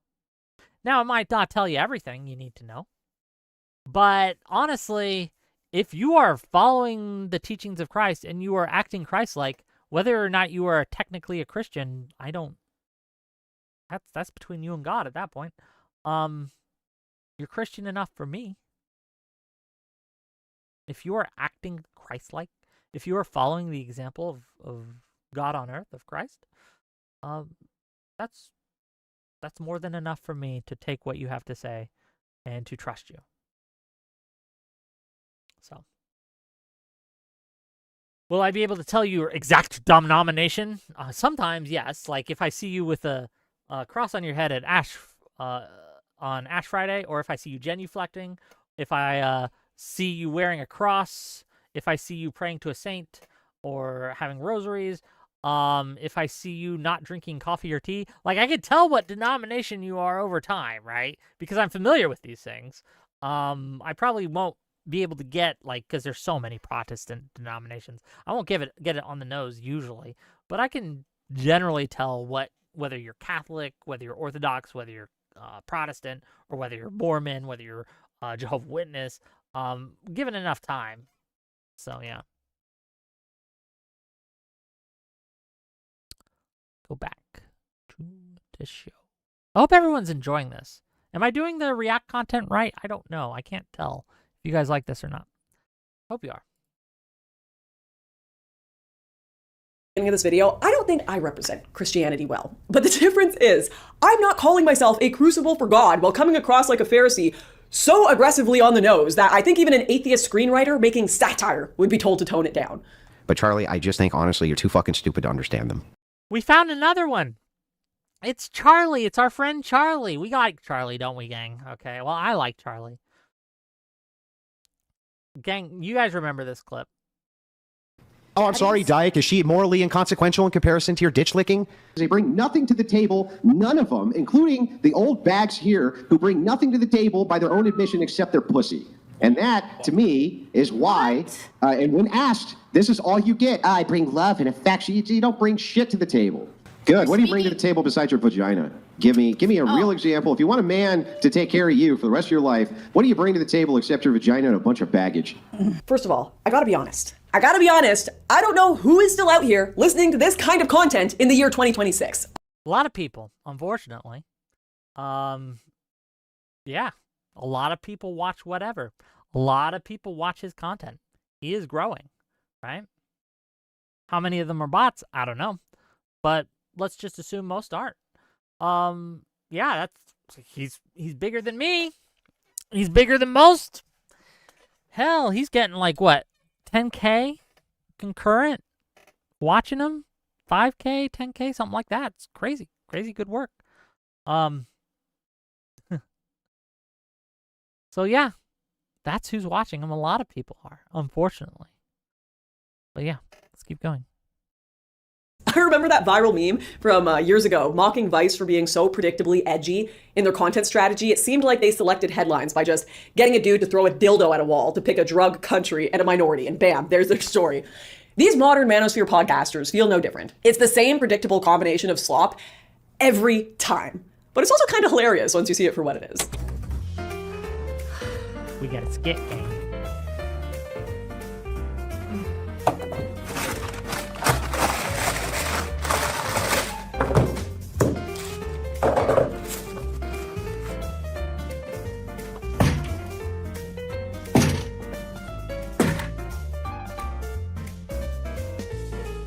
The second you see, it's formulaic in the extreme, and it preys upon the young and the stupid, and it just slurps them in, and it's slop.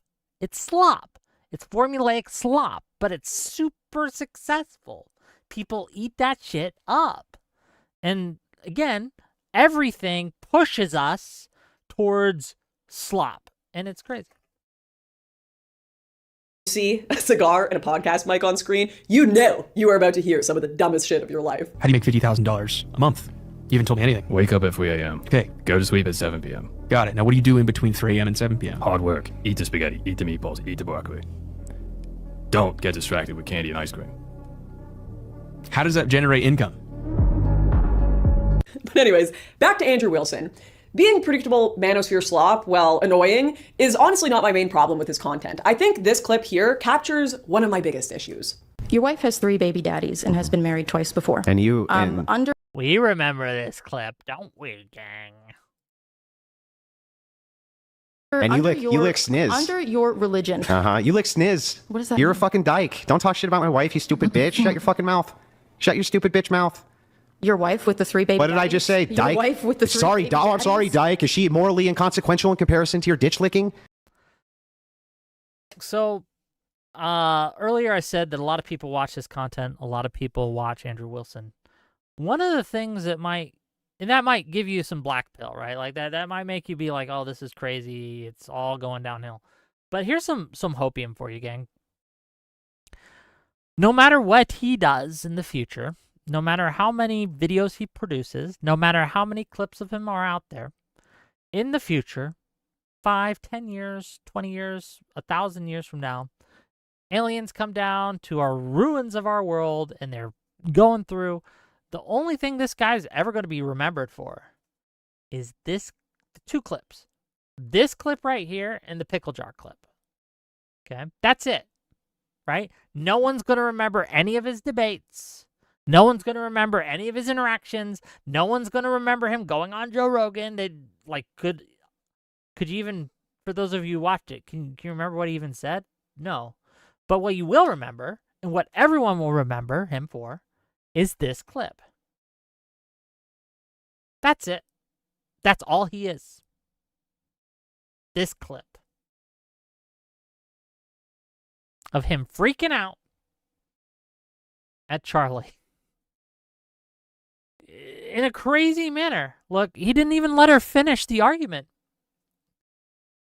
And then he just goes haywire. I'm not even going to criticize the rage part. That aside, the shocking thing to me is what seems to actually trigger his outburst. Because what visibly bothers Andrew is that someone brings up the fact that his wife had children with 3 different men. And he appears deeply humiliated by that fact. And this is why it's bizarre. Him marrying his wife, despite her past, and taking her children from previous relationships under his wing, within a Christian moral framework, which he claims to subscribe to, should not be a source of shame. In fact, that is arguably one of the most honorable things about his life. A man choosing to love, protect, and provide for children who are not biologically his, even knowing many people will judge him for it, is, in Christian terms, profoundly respectable. The Bible calls endlessly for people to care for the vulnerable, women, and fatherless children. And he had the perfect opportunity there to explain all of this to the lady confronting him. He could have been an incredible witness to her in that moment, but instead, he instantly collapsed into insult. And I think the reason is pretty obvious to anyone watching this. Wilson has built a version of Christianity where mercy and redemption no longer feel masculine enough to defend. Because the audience he has cultivated does not reward mercy. They reward domination, humiliation, and cruelty. They are more focused on condemning the women on these podcasts for not following the letter of the law than showing the love the laws were made to protect. And I want to be clear, like, people since that clip have mocked him endlessly because his wife has 3 baby daddies. They've mocked him constantly for it. I don't think we should. I don't think you should. I don't think that's right. I get the temptation. Look, I get it. I get the temptation to just, because he's a horrific individual, he treats people like shit, which we will see soon, right? Like, he does not extend that mercy to anyone else, right? Anyone else in that situation would have just been called a cuck, a simp, mocked endlessly, derided by him and his audience. They would have laughed and mocked and made a fool of them, right? But here's the thing. In Christianity, just because someone else is doing a bad thing does not give you an excuse to also do that bad thing to them. And it's antithetical to online culture, right? Online culture is very much an eye for an eye, whereas Christianity is very much turn the other cheek. And so I don't think people should be mocking him for his family, for his wife and her 3 baby daddies. It is a respectful thing to do, to care for children who are not your own. It's a good thing. It's an honorable thing. I just wish he extended the mercy that he wants to be shown to him and his family to anyone else. And the fact that he doesn't is condemnable and mockable. All based signaling and no beatitudes, which means the very values that should be his strongest moral ground become liabilities in front of his own followers. Because to that audience, taking responsibility for a family like his risks being read as weakness, as being a cuck or simping or whatever vocabulary masculinity cosplay happens to be using that week. And I do mean cosplay, because I don't want to slander real masculinity with whatever this online performance art has become. In a now deleted tweet from late last year referencing migrant crime and rape against women, Wilson said, "They voted for it. Help us, men, help us, no." And he's essentially arguing that women overwhelmingly vote liberal, so if anything bad happens to them, it's their fault and we have no duty to defend them. Another account responded, "Women, brother, father, help me. You, nah, you asked for it. Get raped. You really are a piece of shit." To which Andrew responds, "You heard me, bitch. Reap as you sow." And remember what I said about he would never show mercy? That's what I mean. Remember what I said about him being a piece of shit? That's what I mean. Okay. Remember when I said that he's not really a Christian? That's what I mean. By their fruits, ye shall know them. Don't tell me you're a Christian. Show me you're a Christian.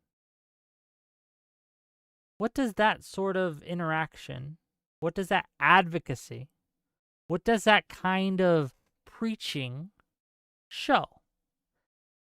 Are you showing Christian values? Are you acting as Christ would in that situation? I'll leave it to the viewer to decide. I don't think I have ever seen a message portrayed that is more quintessentially anti-Christian in my life. The whole concept of the faith, the whole point of it, is that Christ died on the cross, so thankfully, Andrew, you and I have the potential to not reap what we sow. And in exchange, he asks that we try just a little bit, just a bit to be like him, and have some humility in the process. Instead, what we see here is Andrew Wilson loudly advocating the exact opposite of this message while claiming to be a crucible that purifies the faith. And in doing so, seemingly reaps what he's sown and having to be ashamed of his family. And Andrew isn't the only one trying to cultivate this sort of based signaling Christian audience with a public profile. There's a whole sort of community online of these people who have ridden the coattails of the manosphere world in becoming eternal course-selling podcasters, but use God as their main branding. Who the fuck is buying these things? I don't understand. Like, I get watching, but why are you giving money to these people who can't argue their way out of a paper bag, who have to go and fight OnlyFans girls rather than debate someone of any substance? It's insane. I first came across alleged pastor Joel Webbin because one of his based signaling tweets that went semi-viral. "Young men are waking up. Women will learn to have a quiet and gentle spirit, or they will learn to be alone. Deus fault." It's so cringe. You simply cannot tell me that this tweet, "Young women are waking up. Men will learn to stop being incels, or they will learn to be alone. Do better," is not exactly the same as what Joel Webben tweeted. It's just gender war gobbledygook with virtue or base signaling at the end. Do better. Men are trash. Educate yourself. Deus Vult. It's the same little end tagline to tell your audience, I'm morally superior. In the progressive field, you look at something like educate yourself, and it's this moral signaling of higher intelligence. With Webben, I'd argue it's almost worse, because remember the scripture we read earlier, for whosoever exalteth himself shall be abased, but whosoever humbleth himself shall be exalted. Great example of how, again, Christian quote-unquote influencers online are doing the exact opposite of what Christ asks us and tells us to do. Because it's my gender war slop posting for clicks is ordained by God. Deus Vult. This is a common behavior for Webben, though, who was, for whatever reason, attending CPAC a few weeks ago, in which he tweeted, my biggest takeaway from CPAC, the youth are ours. We were recognized everywhere. Staffers, media, college group presidents, influencers, and political candidates. Everyone who loved us was under 40 and completely aligned on the big issues. The next generation won't support Israel. They are done with egalitarianism. They are not race blind. Even women we talked to agreed women probably shouldn't vote. Damn, except for that last one, they could be a leftist, gang. Time's up. And Joel, I just have one question for you. Just one question. Why are none of your big issues Jesus? It's already weird that a pastor is attending CPAC as a political activist, but to go there and say your big issue is to be done with women voting, this is the right-wing version of defund the police. The police are not going anywhere unless the state collapses. You guys are all LARPing. Now it's time for the final battle. Magic missile! Magic missile! Magic missile! Look, I wish they were LARPing. That would be cool, okay? I don't know why people put down LARPing. Have you guys ever LARPed? Actually LARPed? Like went and dressed up as a knight or something and went and got those little boffer swords and boffed each other? It's fun! It's fun! Okay? Don't make fun of LARPing. LARPing's cool. I don't know, like, it's become such a slur, and I don't like it because LARPing is so cool. LARPing is fun. $10 from Grassroots Hegemon. I travel for work and go to all different Christian churches and as an atheist. And anyone who says they aren't drinking tea or coffee is a heretic and a liar. LOL. Oh, I was talking about Mormons, Grassroots Hegemon, which is well, depending on your definition, I consider them Christian. They're a branch of Christianity. And no, you won't find, you shouldn't, them drinking tea or coffee in a Mormon church. It's just not going to happen. But thank you for the $10. I appreciate you. Let's keep watching. And I hope you guys are liking this video. I really like it, but let's go. Magic missile! Ending women voting is just another plotline of the culture war cinematic universe. And it is kind of cute when Zoomers are running around dressed up like Marvel characters pretending to blast laser beams at each other. But when pastors in their 40s and 50s are doing it, what are we even doing here, man? Forgive me for saying something that may be a little controversial, but whether it be politicians or pastors, my hope is that they are better people than me. And yes, I do think they should be held to a higher standard than the average person if you are claiming to be a leader for God. But I'm not sure. I don't think these people are really looking to court a Christian community at all. In fact, when I went down the Joel Webben rabbit hole, it led me all the way to a place where I learned from Webben himself that apparently Christians are actually just fake and gay. What do you see as the greatest threat to Christian nationalism as it's trying to make its roots? Christians. How so? Christians are gay. Fake and gay. This is a pastor, by the way, who says he's Christian. What is the greatest threat to Christian nationalism? And he's actually correct here, by the way. And I've debated this, and you guys have heard my stance on this. Christian nationalism, you can't be a nationalist and be Christian. They're incompatible, right? They're just fundamentally at odds. And we can go through the scriptures again if you want to talk about it, right? Like Christ at every turn, render to Caesar's what's to Caesar's. He was not interested in the political realm whatsoever, right? And in fact, he preached against nationalism. He talked about going to every nation, not just one, right?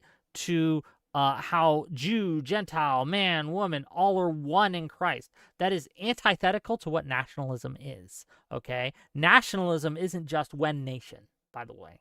Nationalism is thinking that your group, your specific ethnicity, in many cases, and it's not always ethnicity, but it usually is, are better or should be governed, right? And you should exclude other nationalities from governing or being part of your government. Spain for the Spanish, Germany for the Germans, France for the French, and they shouldn't mix. You shouldn't have mixes there.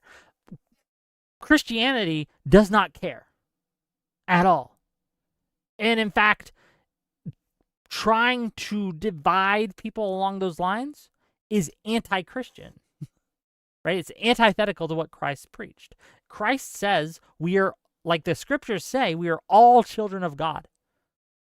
We are all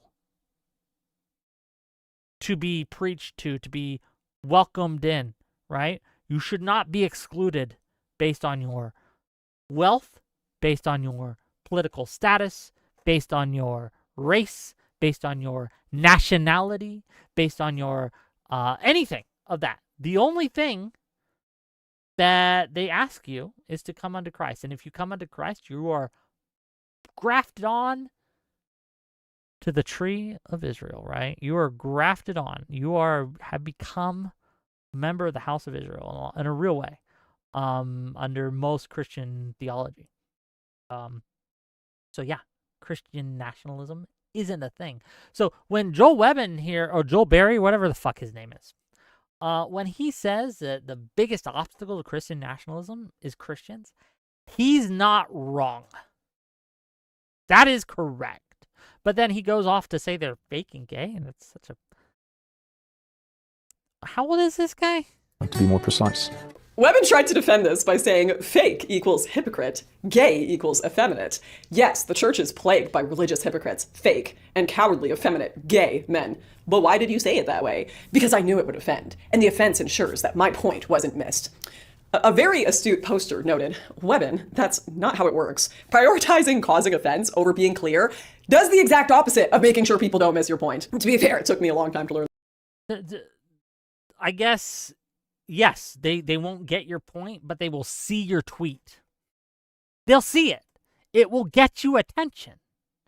But they won't understand what you're trying to say. But to be clear, he's not... He's trying to get attention. That's his goal. So for him, it worked. He got his attention. That one myself, but I got there eventually. This clip was part of a documentary on Christian nationalism Webbin was working on.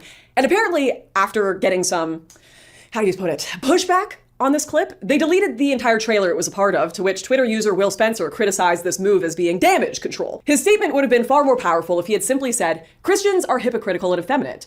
But hypocritical and effeminate are concrete words that imply an objective standard, one that he himself could be held to. By contrast, fake and gay are insults, which is why Joel wasn't... What does... Help me understand, gang. What does effeminate mean in this context, and why is it bad? I legitimately don't know. I don't understand why, like, in the context of criticizing a Christian church, what does being effeminate have to do with the truth or the falsehood of what's being said? I don't legitimately know. We have a guest. We have a guest. Okay, we see him. Someone I've invited on that I wanted to help talk about all this with me. Okay. Hello. Oh, hello. Hey, Hold on one second. Let me get my camera. Phone. There we go.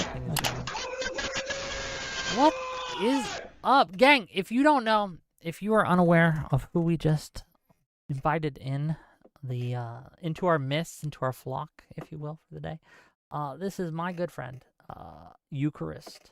When we talk about fake Christians, he is not one. He is probably... I was gonna say top of the list. Here we go. No, if I had to pick someone who is the most genuine religious example I can think of in the internet, it would be this guy. But yeah, you actually were the one who turned me on to this video. What did you think overall? Yeah, I thought it was interesting. Oh, you cut out. We can't hear can you your hear me? mic. Oh no, can you hold on? How about now? Yes. No. Yeah. Okay. Great.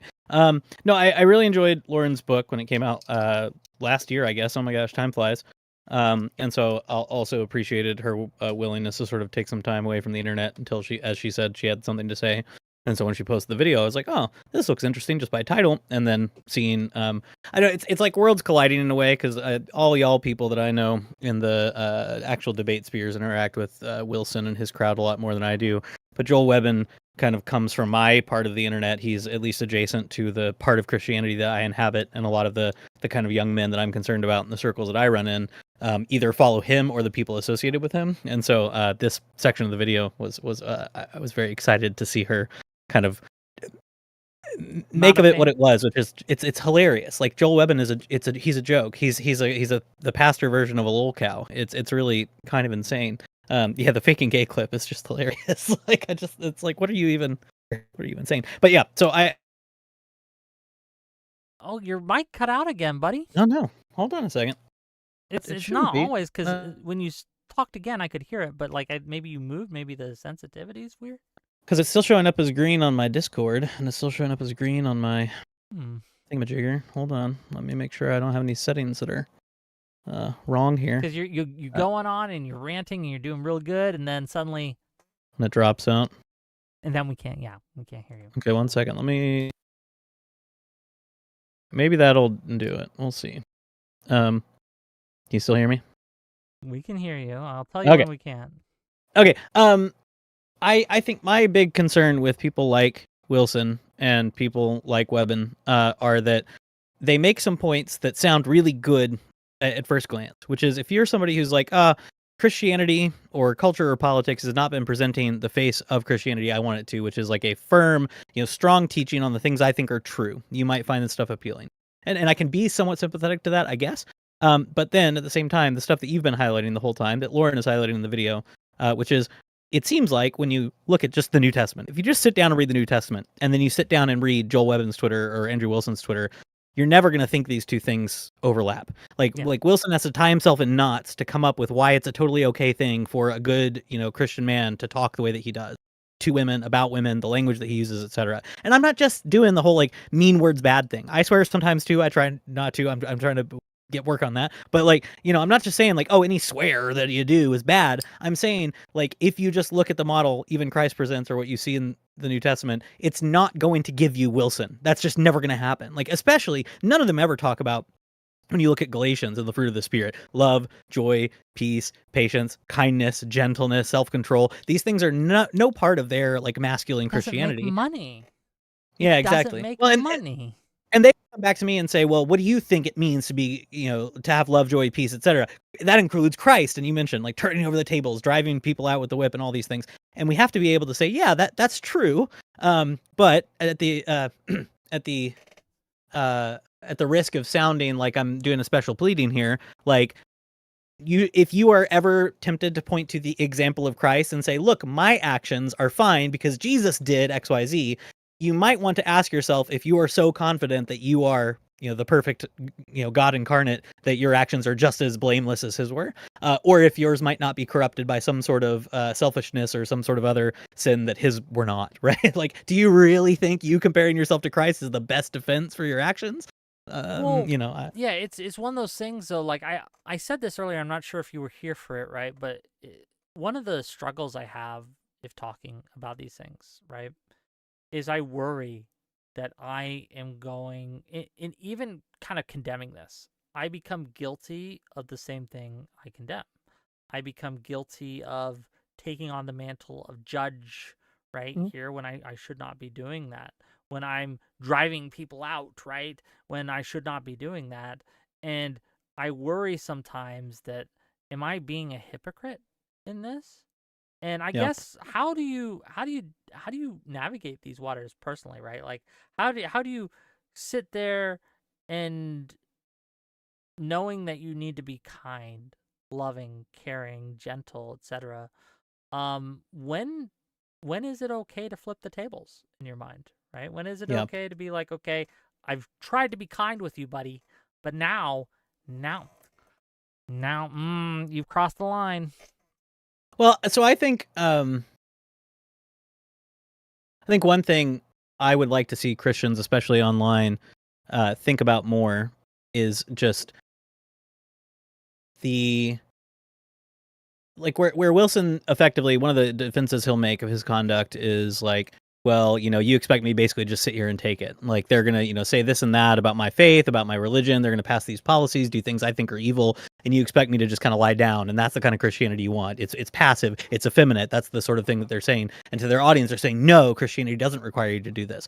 But I think you can look in, Christian history and to people I would consider to be, I don't know, more interesting examples of Christianity, even if I'm not going to say they're perfect in everything, like Trent Horn or people like this, of people who are firm in their beliefs, who present strong positions, but who avoid behaving the way that these people do. That's sort of what I would say first. On the question of like when you actually, like, two things, like when do you judge them, and then how do you judge them? How do you know you're not becoming hypocritical, and then when do you know it's time to sort of flip the tables? I think it's much easier for me internally, like internal to my system or my faith or my part of the political aisle to do that. And this is why my friends on the right hate me, because they think I'm just constantly critical of them and I'm not sparing any, or I'm sparing all my criticism of the left. Where to me, it's far easier to take somebody who's in my church and say, hey man, like we believe the same things, at least on paper. You signed up to this and this and this, and you're not behaving in a way that comports with that. And I want to talk to you about it. Or much easier for me as a person who puts myself under authority in my church to have somebody go to my pastor, my elders, and say, hey, he's not behaving in this way, and we talk it out in that context. That's easier for me. On the internet, these people, I don't, they're not accountable to me. I'm not accountable to them. I don't feel a responsibility other than to call out what appears to be like blatant hypocrisy. You're lying, you're making things up, you're saying nasty things about somebody, or, you're holding yourself to different standards than other people, those sorts of things. What I would latch on to. It must be like very frustrating to have the people online who take on the mantle of, I am going to be representative of the Christian, I guess, culture of Christianity in general. I am the person that you're going to follow, and then have them be people like Joel Webben here, and have them be people like fucking Andrew Wilson. Like that has to be galling to you. Like one of the problems I'm having, and I think we've talked about this a while ago, is social media has made me a worse person. I'll just say that it's made me a worse person. Being online, being a streamer, being on Twitter, especially on Twitter. I am worse as a person than I was before in many ways, and I struggle daily not to hate. How do I navigate this? Like, is there a way to navigate this? Because, again, not spoiler alert, right? Lauren talks about this at the end, right? There is no such thing as online Christianity in her mind, and I don't think she's wrong. But as someone who, again, I don't know what I am really, but who wants to follow Christ, even if I don't know if he's the Son of God or whatever, but I think that he's a great example. And he doesn't preach hate. How do we? Is it possible to do what I do and not fall into these traps? And if it is, how? Help. Okay, help, Eucharist.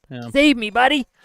I mean, I agree with you. Like my mantra for a long time, there's a tweet that I made a long time ago that I retweet every now and then because it becomes more and more true, is like the internet was a mistake and has made us worse people.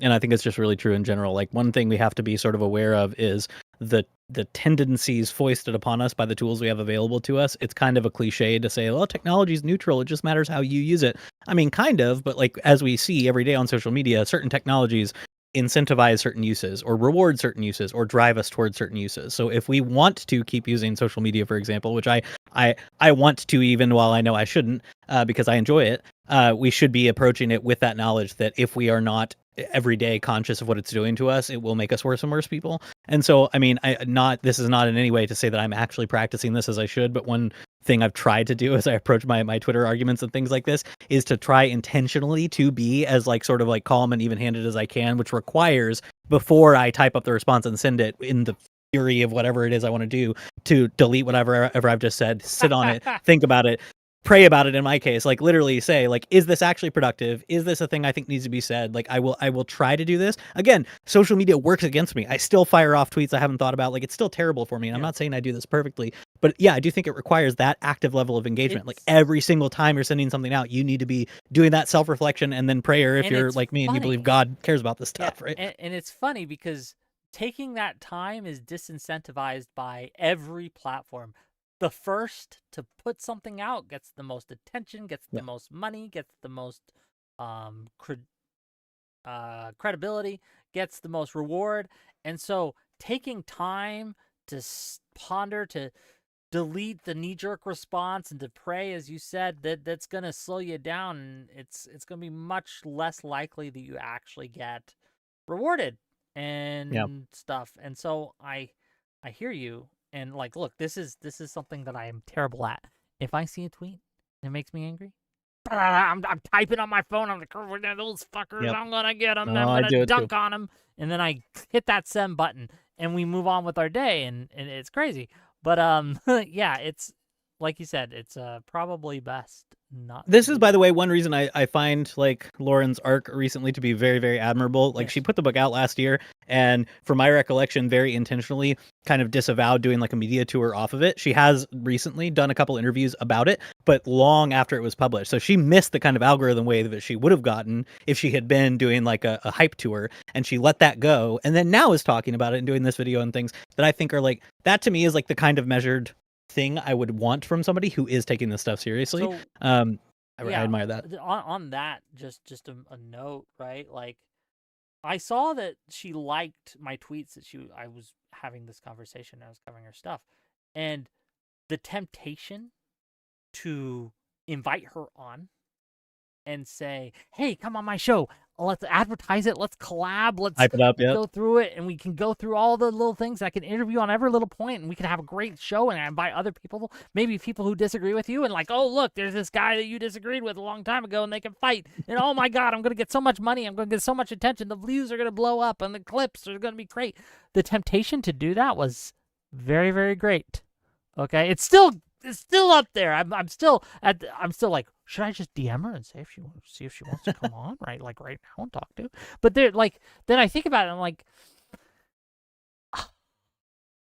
I mean, that it feels almost, and I don't know, exploitative in a way. Yeah. I don't know. It's hard. Yeah. No. It's. I mean, I understand the impulse and the like. I mean, that's how this environment works. And then I also understand her impulse from back when to say, no, I'm just gonna like not do that. I'm gonna put this out there because I think it's important. There's things people need to know about, or I should say, and then just let it percolate for a little while and let people figure it out on their own. I meant to publish a review of it too, but partially because of this and partially because I just kind of let time go. I was like, no, I'll just kind of like sit on it for a little while and see if there's anything that actually needs to be said about it.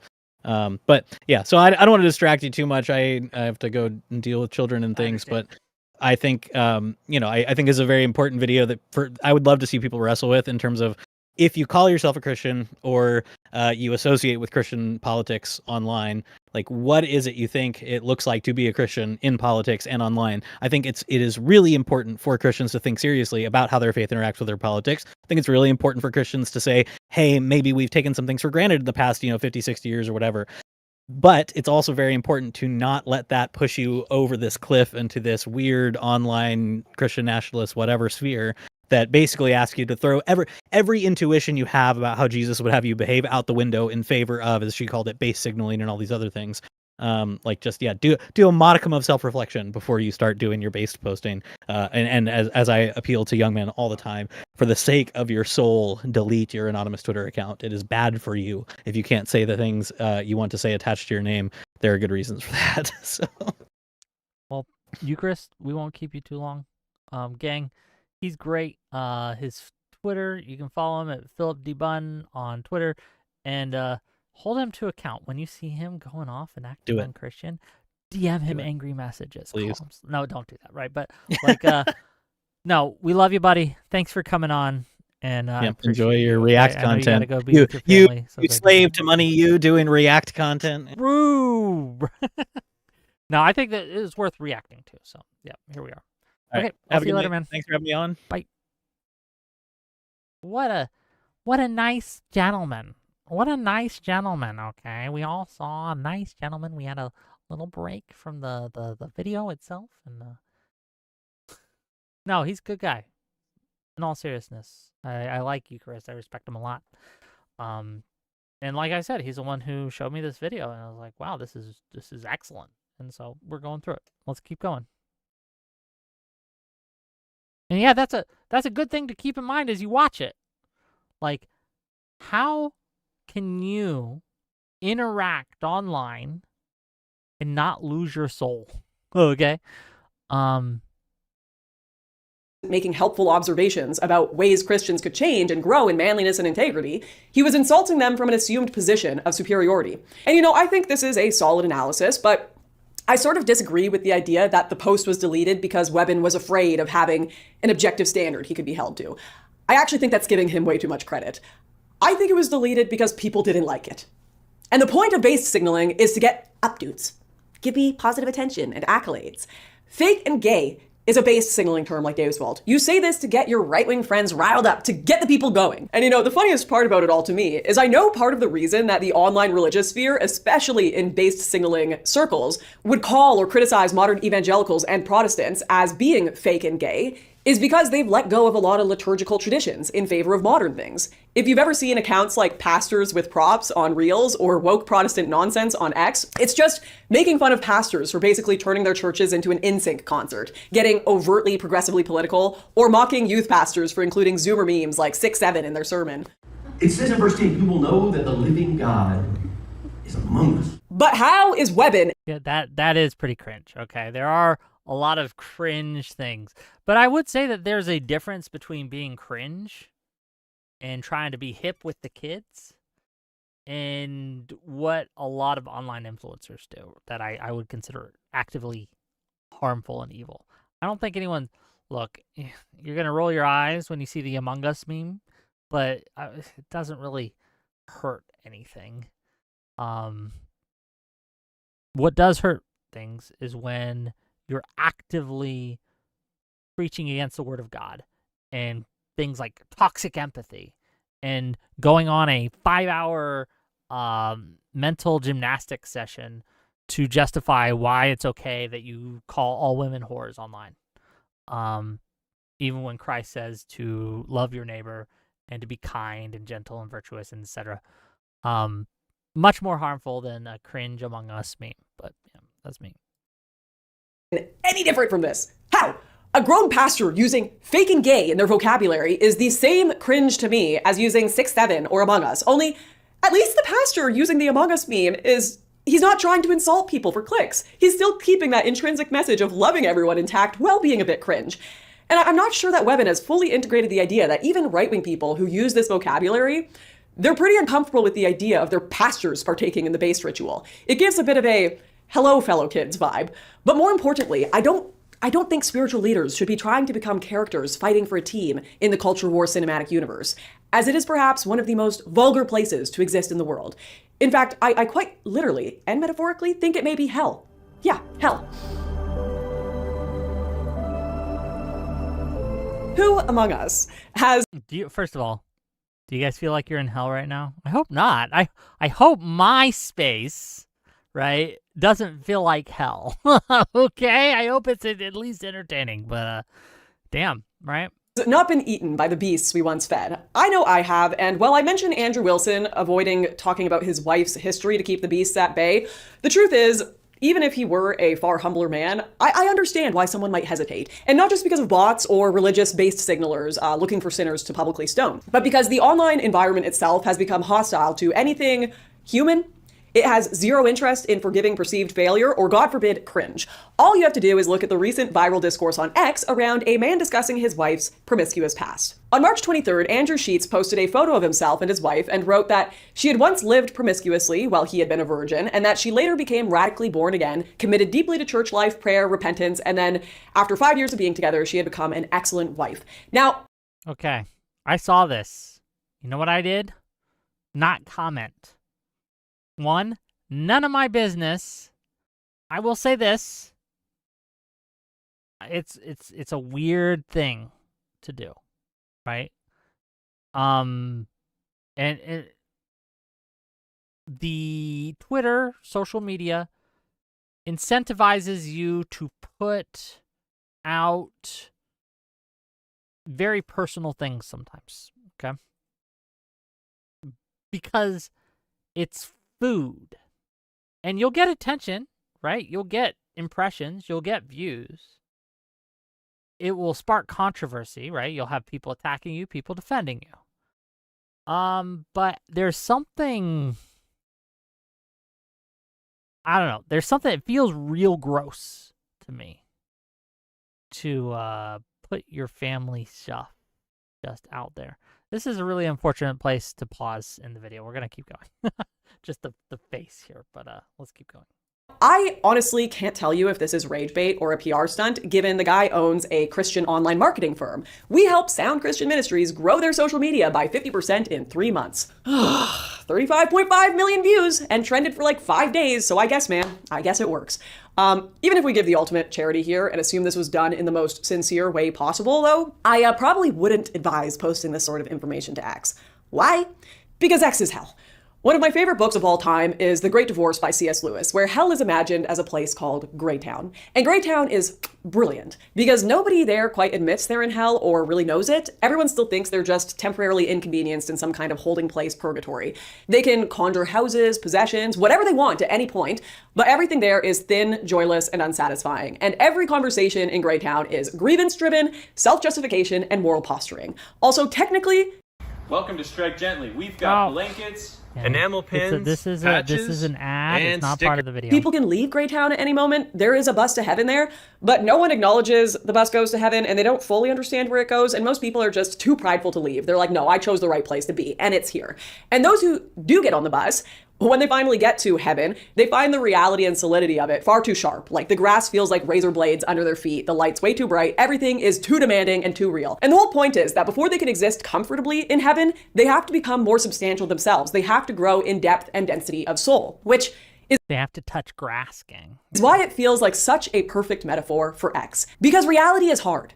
And X offers a permanent alternative, a place where you can avoid the difficult work of becoming or doing anything substantial by endlessly performing the appearance of significance. You can moral posture all day, hit like and repost, call that activism, edit your photos instead of going to the gym, manufacture identities, block strangers, start arguments, win arguments, lose arguments, announce victories that no one's going to remember 12 hours later, all without ever logging off long enough to confront the stubborn... Hold on. You all remember every single one of my victories on social media, don't you? You all do that. I know you do. You're all, sitting there, right, with a list of all the glorious victories that's ever been made. Okay? I know it's true. Okay? I'm the exception to this rule. Okay? $5 from Real Determinatus. LARPing is fun and silly because everyone involved knows that it's just make-believe. Tell that to these rightoid and leftoid populist LARPers. Fair enough. Thank you for the $5, sir. I do appreciate it. I do appreciate it. Numinac says, you had a victory, LOL? Okay, yeah, okay. I got it. I kind of asked for that one, but no. I'm being a little facetious here, obviously, but yeah, she's correct. Difficulty of changing anything real. So on X, we all just wander Greytown, calling each other names all day.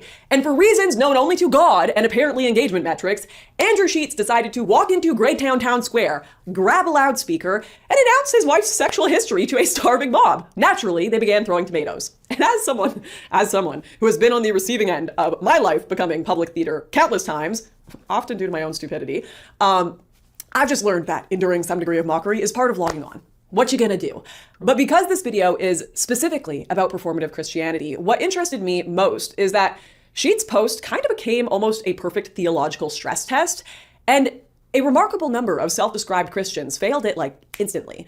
Because here's the thing, whether you find his post cringe or not, the theology is technically solid. You can criticize it for being self-aggrandizing, posted with the wrong intentions, etc., etc. But if you don't like the idea that someone who was sexually promiscuous, or someone who is even a hooker, or a criminal, or a murderer, could be spiritually redeemed, Christianity is not the religion for you. Christianity is radically offensive. True. One of the things that social media never allows for is forgiveness.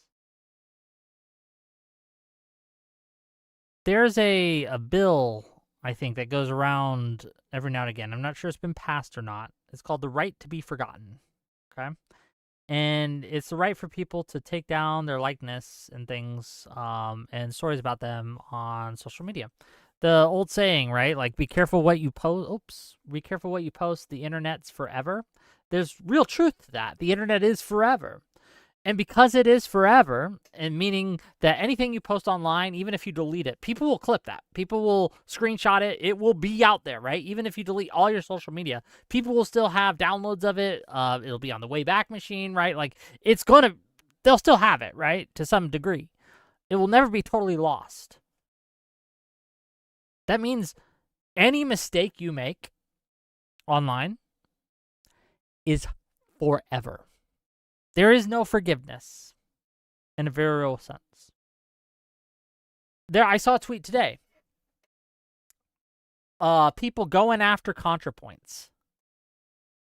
And they used a clip, and I shit you not, from 18 years ago to attack ContraPoints. 18 years ago. That's old enough to vote.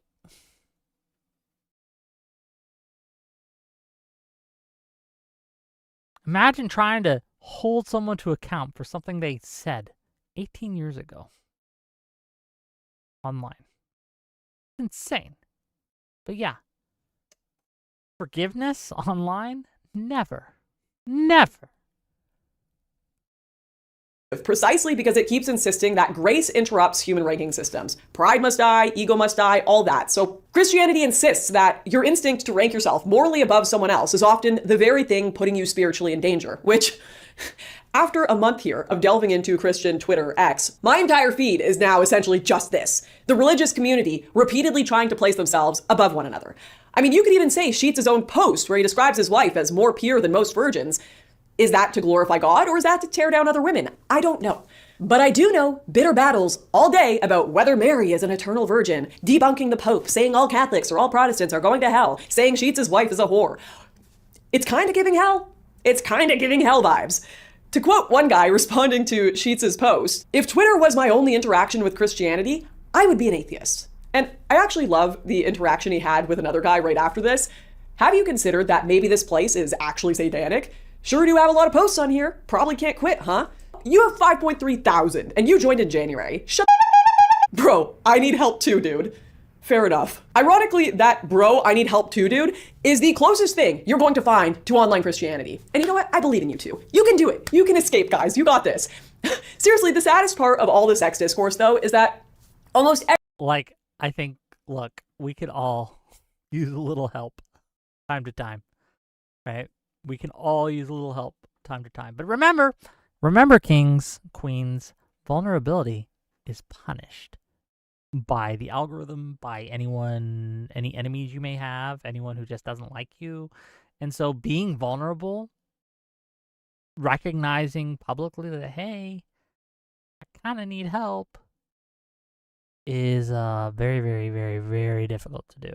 And so it hardly ever is done. So everyone involved actually has a human story worth hearing. But the second it gets pushed through the public performance machine, everything becomes flat. Because the way Sheets' original post reads is basically, my wife partied, converted, and now she's morally superior to half of you virgins. Which understandably lands like, look at all you losers abstaining for nothing, while others got to speedrun chaos and emerge spiritually elite. But that's not the story at all. In reality, Sheets' wife's testimony is really quite tragic and nuanced. His wife grew up without a father, was exposed to porn at 11, drifted into drugs, sex, and new age circles as a young teen, and was later groomed, controlled, and abused by a 50-year-old cult leader. She became suicidal, overdosed multiple times, and nearly died before eventually turning her life around at 18. But none of this depth survives the format of virality, because once it hits X, it just immediately becomes symbolic ammunition where people read it as, men, you must forgive and marry the OnlyFans girl while staying pure yourself or you're a bad Christian, which is obviously ridiculous. Just the mere image of the equally deranged manosphere fantasy where men are encouraged to sleep with everyone and then retire into moral purity by marrying the tattoo-free virgin. Most people are probably best suited to partner. Wait, we're not supposed to do that? Oh shit. Oops. Whose histories, values, and wounds make sense to them personally. But, that's just a boring conversation. It's bland. No one wants to listen to that.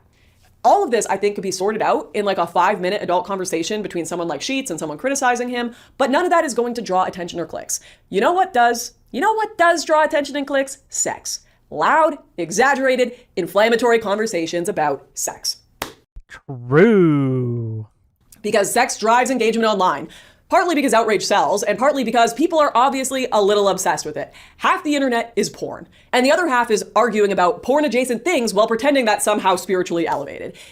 It's been noted, quite accurately in my opinion, by many ex-evangelicals that sexual sin often gets treated as uniquely scandalous in a lot of Christian spaces, but Scripture warns just as strongly about pride, self-righteousness, hardness of heart, and contempt for others. But we all know pride and hardness of heart are not going to generate 30 million views. So once again, this is just another way that Christian discourse becomes horrendously disordered in the era of the internet. Because once you introduce engagement or marketing, it's going to be the most exciting sins that will always be the most discussed, even if they're not necessarily the most spiritually destructive or widespread. In fact, the idea itself of a ranking system for sins, or even consequences like burning in hellfire with pitchforks for eternity, blah, blah, blah, blah, blah, all this stuff that gets thrown around. James talks about this actually in the scriptures, right? He's talking about again, this idea that some sins are better than others and things like that. Sin is sin, okay? Online. None of those things are necessarily biblical. They are allegories that aren't even from the Bible. A lot of Christian imagery, in fact, and popular ideas have just been pulled from imaginative literature like Milton's Paradise Lost or Dante's Divine Comedy. And even if we look at something like the Divine Comedy, Dante places the lustful, those who have been involved in sexual sin, relatively high in the Inferno, while sins tied to pride, fraud, betrayal, and cold-hearted spiritual corruption descend much deeper. So essentially, the base signalers using Christianity for internet points and telling everyone they're going to burn in hellfire, they are placed much lower in Dante's vision of hell that they are referencing than people who have a bit of a slutty past. So the Christian question is not who has the cleaner... And I guess to kind of tie this in, like a lot of Christian influencers, quote unquote, right? And even before social media, as she said, and she correctly points this out, a lot of these ideas about what hell is, about the rankings of sin and all these things, they're not biblical. They're not scriptural. They're traditional. They're cultural. They're from cultural works, right? Such as Dante's Inferno. And most people's view of Christianity and what it means to be a Christian, unfortunately, online at least, they take their cues from their peers and from influencers. Influencers who do not know Scripture. I guarantee you, and look, I'm saying this, and I realize it sounds prideful, but it's just true, gang. I know more Scripture than 90% of these Christian quote-unquote influencers. And the reason I can say this is because of the people I've debated on religion, talked about with religion. They just don't know their Scripture. They just don't. Because they feel no need to look at the Scriptures. They can listen to a podcast. They can listen to a podcast and get what they need spiritually, or what they think they need spiritually. But it's empty calories. It's it's empty calories. It doesn't give them any nourishment. If you want to know what Christianity is supposed to be, read the Scriptures. Don't read a study guide. Don't go and watch a 1 hour blog post, read a 1 hour blog post about it. Don't go to YouTube and watch an hour video deep diving into one of the Scriptures. No. Get a Bible. They're free. Find them at hotel rooms still, I believe. I'm sure you could pick them up somewhere and just read it. Just read it directly. And it's funny because if you do,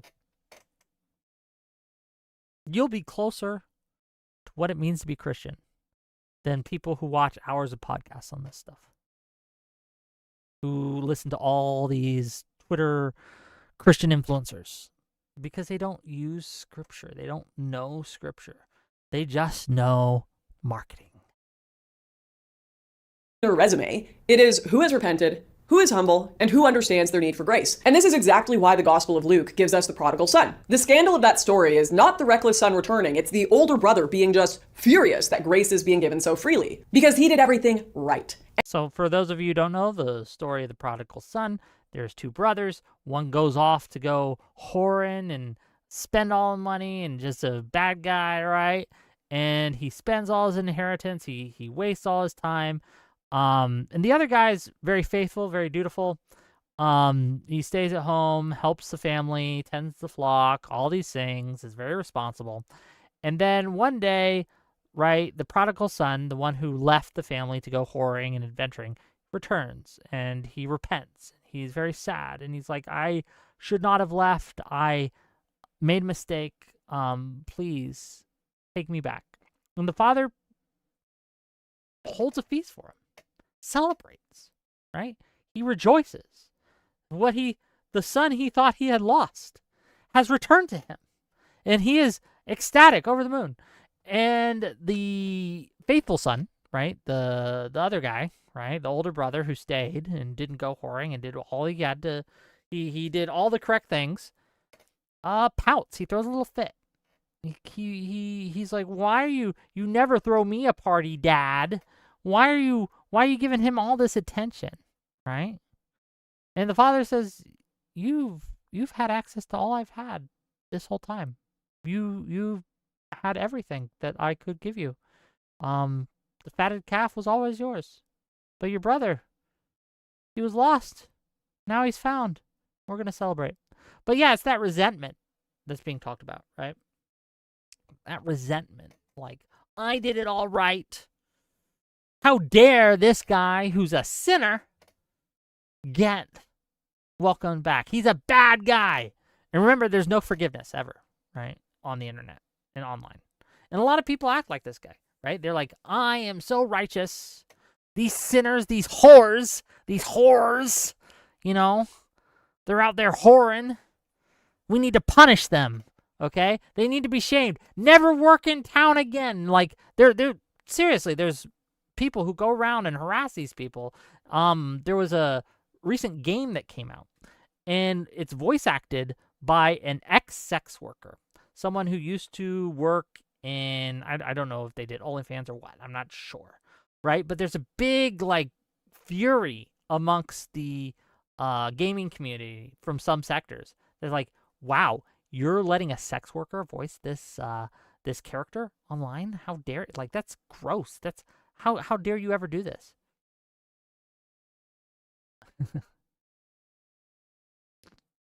Are we never going to let people overcome? Are we never going to let people repent? Because the thing is, if you follow this line and someone who is engaged in sex work is never allowed into polite society ever again, they have no incentive to leave sex work. They have no incentive to repent, to get better. If they're never going to be forgiven, why would you repent? It traps people. And we shouldn't do that. And still cannot tolerate mercy being extended to someone who failed publicly. That is the deeper flaw Christ points at. Not simply sin, but resentment towards forgiveness itself. And that remains one of Christianity's most offensive ideas to proud people, that grace often feels profoundly unfair. And we saw that in some of the responses to Sheets. However, I think one thing I sympathize with that puts skepticism into hyperdrive in the online age is the fact that online, it's usually not just grace alone being given, but attention, applause, new audiences, speaking opportunities, money, and influence, which changes the conversation entirely. Because now the question is not simply whether someone is being forgiven, it's whether redemption itself has become a product, which is where the story of the prodigal son can be abused. And that brings us to performative redemption. When I wrote my book that I published last summer, I talked openly about a lot of failures in my own life. Messy relationships, drugs, clout chasing, all of it. But I also wrote about some of the healthier things that came after that. How I built routines, how I stepped back from the internet, how I think my relationship with God became more honest and less theatrical. But I was very careful not to frame it as some grand redemption arc, because I'm writing a memoir at 30. You could catch me in 2 years doing crack and espionage for China. Are we going to catch her doing crack and espionage for China? I hope not. Maybe you'll catch her on Wick TV, though. I don't know. I do want to talk to her about this. I really do. And I talked to you, Chris, about how I didn't want to like invite her on because it felt like exploitative, but I don't know, just from a personal level, like I would love to like just sit down and pick her brain, right? And kind of go over like what led to her, I guess, I don't call it a redemption, right? But changing course in her life. Like what events just influenced her to look back and say, wow, what I had been doing was incorrect. It was wrong. I was behaving in a sinful way. And what did that process look like? I think it would be very interesting. Yeah, she published a book, but as Eucharist said, she didn't go on like a speaking tour, and I think she's going to address it here if I remember correctly. But as Eucharist said, like, because there's this risk of being seen as just doing it for clicks. Headless Chicken says, the VODs suck because there's no chat. Well, I mean, look, true, but we try. Numinac says, did you know Lauren was in my chat earlier? Oh, did we see her? Did I miss it? It's one of the problems is I get into the video. What did she say? Hopefully it was good. Hopefully it was a good, hopefully she's liking the show. Okay. I don't know. I do read chat sometimes, but like the way I got it set up is when I'm watching the video with you guys, it covers the chat. And so I can't see the chat. But yeah, that's true. Like, look, if she's still here, if she's Lauren Southern, if you're still here and you would like to come and talk to us about your experiences and this video,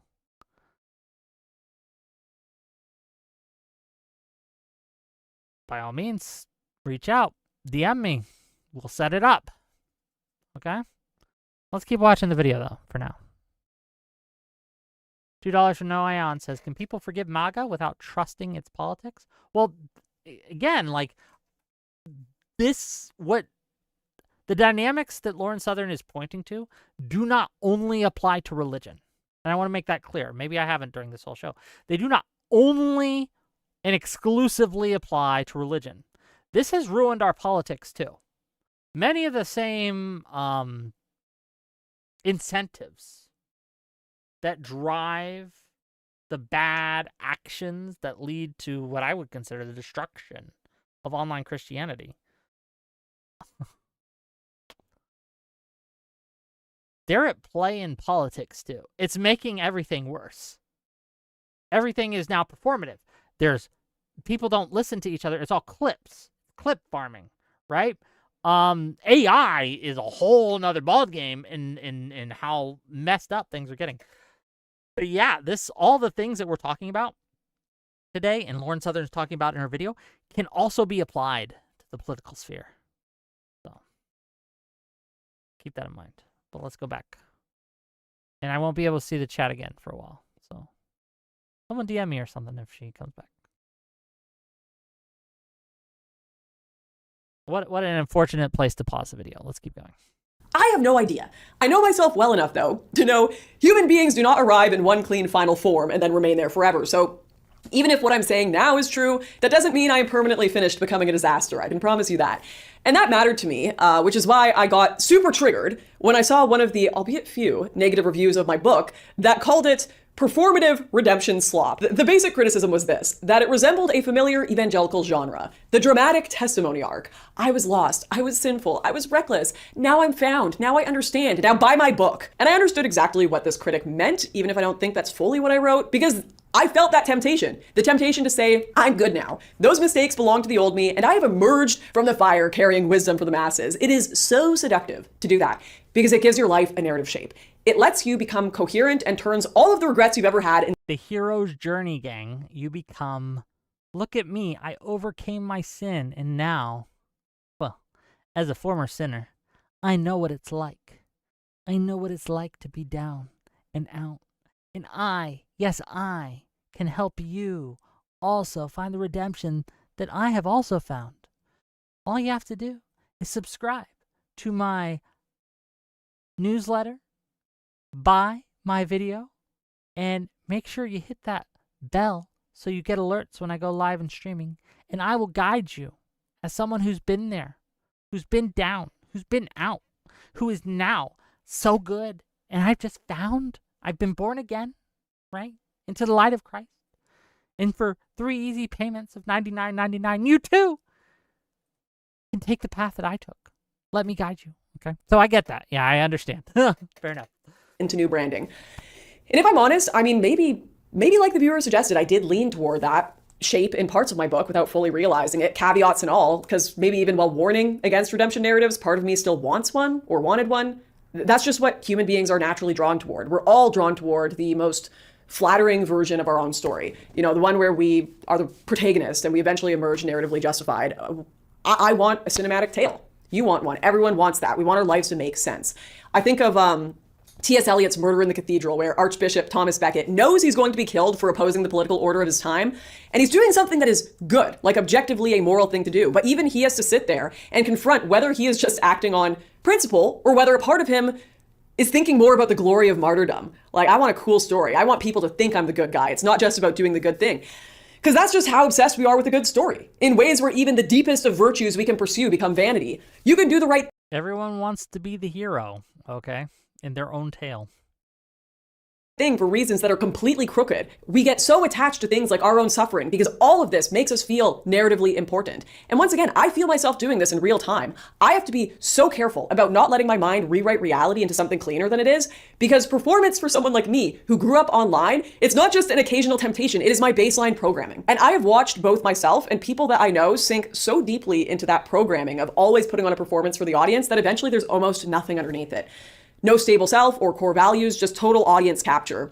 Big news. Mint just launched Home Minternet. 5G home internet. Okay. Just looking to the next role or reinvention, the next identity that preserves attention. That is the entire culture of the internet right now. I mean, look at someone like Clavicular. They're constantly having to do the next big, exciting thing, constantly having to manufacture a new kind of drama to stay in the public eye. It's part of the reason that I've taken so much time off the internet to try to build a self. So I feel really bad for Clavicular, okay? I think that we're going to see him die on stream. I think that he is being pushed by every incentive of this space, right? Every incentive of where we are to literally ruin their lives for our entertainment. I don't know. I don't follow tons of his content because it's hard to watch. I worry. I worry about the guy. And I worry about that there's people around him. None of them are going to tell him to stop because he's making too much money, right? He's getting too popular. He's getting too big. I hope if I'm ever in that situation where I'm doing crazy shit for money, that someone's going to stop me and be like, yo, bro, it's not worth it. It's not healthy. But they won't. They'll do the opposite because they're going to make money off of him. And we're all going to cover his downfall. And we'll all make all sorts of react videos to all the crazy shit he's doing. No one has an incentive to stop this guy. I don't know. I don't know, man. It feels real bad. And I don't, like, I got what? There's 30 people in my Twitch chat. How many people are watching me on the other screen here? There's about 40 of you in YouTube chat right now. Man, oh man, oh man. I don't have any connections to this guy.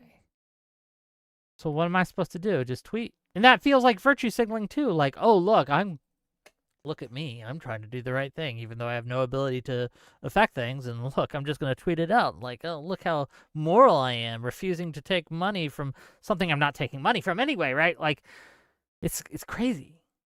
But I do worry, just in all seriousness. I worry he's gonna ruin his fucking life, and it'll be real bad.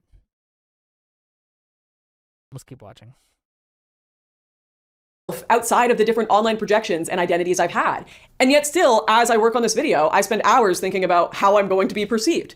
I can't get rid of that. So I'm just increasingly trying to acknowledge that there's always an aspect of performance, and there always will be. I think the biggest danger begins when we pretend otherwise, because the moment we deny the performance that we are putting on, we become vulnerable to other people's performances too, and we stop seeing reality. Take a look at someone like Milo Yiannopoulos. A few years ago, Milo announced he was ex-gay, began appearing in overtly religious spaces, selling statues of Mary, talking publicly about opening gay conversion centers, and presenting himself as if he had entered a dramatic new spiritual chapter. And I say this without any moral outrage, just observationally. Anyone with even a modest amount of worldly wisdom could tell Milo was still being Milo. Because Milo has always been, above all else, a profoundly performative person. He understands attention almost instinctively. And everyone I knew who has worked in politics saw right through this immediately, because they understand that public identity is often half conviction, half production, and sometimes less than half conviction. And sure enough, recently he announced essentially that he is in fact still gay. Or ex-gay. Which felt shocking no one, but fair enough. Felt less like shocking breaking news and more like somebody confirming that the sky still remains operationally blue. And yet somehow I still saw overtly religious accounts reacting as though they had witnessed a metaphysical betrayal. So it was all a lie?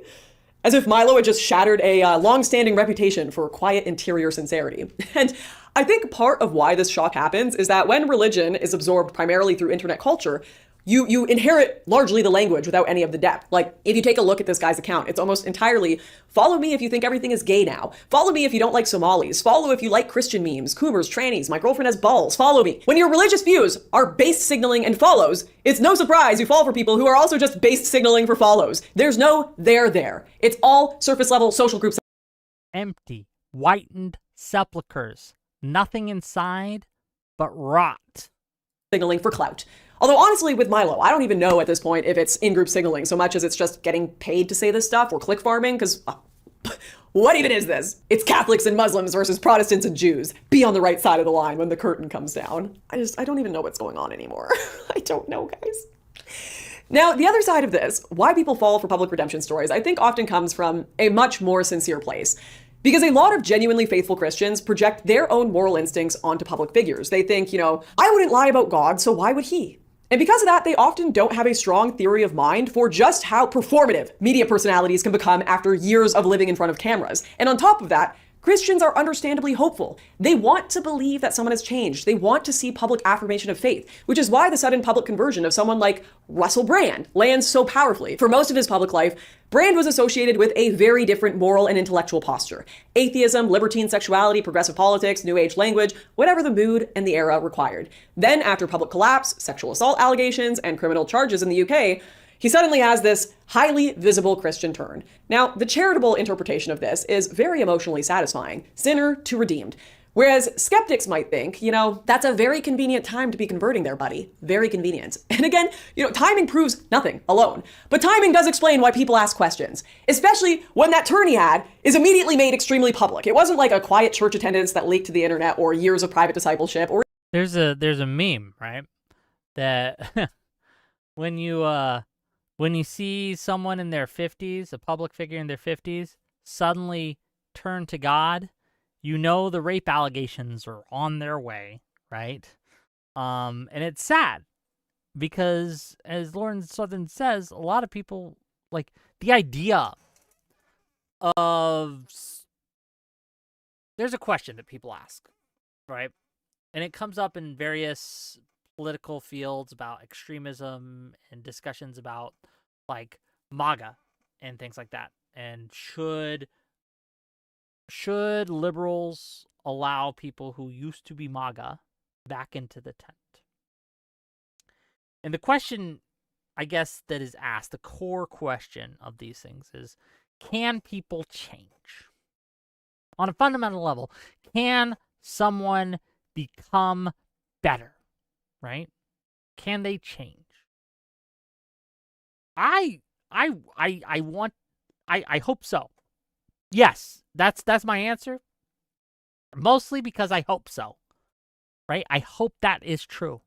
I want to live in a world where that is true. I want to live in a world where people, even the worst people, can change and become better. But that makes us vulnerable in a way. And then, as she's saying here, people want to believe it. And so that instinct can be preyed upon. And many do. So this is just true what she's saying. So you got to have some discernment. But you can't have too much discernment because, well, you don't want to gatekeep too hard because you'll keep otherwise people who would sincerely change. And you would just keep them exiled when you should not do that. And so it's really hard. It's a difficult question to answer. But or even disappearing for a while to learn under a spiritual authority or something. It was an immediate public baptism by Bear Grylls. Speaking tour, podcasts, and then almost the beginning of his own ministry overnight, including filming himself baptizing people at a zoo in front of penguins. A zoo! Can we be so for real right now? Like, it's not that baptism hasn't been public theater before, but usually it's connected to a local church and community accountability. You know, the Christian authority to baptize is not usually improvised 5 minutes after a personal awakening. And I'm going to be honest, I don't know that real spiritual change can happen in the public eye because I think the temptation to perform only disappears when you step away from the stage and can hear your own thoughts. And to be clear, I can't tell you whether Russell Brand is being genuine. I don't know his heart. People absolutely can change. But skepticism is not unreasonable either. It just means sincerity and spectacle are very hard to separate when someone has spent an entire career turning personal transformation into content, which is why I think the Bible was very deliberate to warn against exactly this. In Matthew 6:5, Jesus says, "And when you pray, do not be like the hypocrites, for they love to pray standing in the synagogues and on the street corners to be seen by others. Truly I tell you, they have received their reward in full. But when you pray, go into your room, close the door, and pray to your Father who is unseen." This is not the only verse that talks about not making a public spectacle of one's faith or holiness. All of these warnings exist within the Bible for the exact purpose of preventing crowdsourced and performative Christianity. So how does one make a distinction between Christian and non-Christian if holding up crucifixes for media photos and taking pictures in Deus Vult hoodies means the opposite of Christian behavior? Well, I am reminded of an old 4chan acronym, GIRL, G-I-R-L. It stood for Guy in Real Life. And she puts it in a different way than I would here.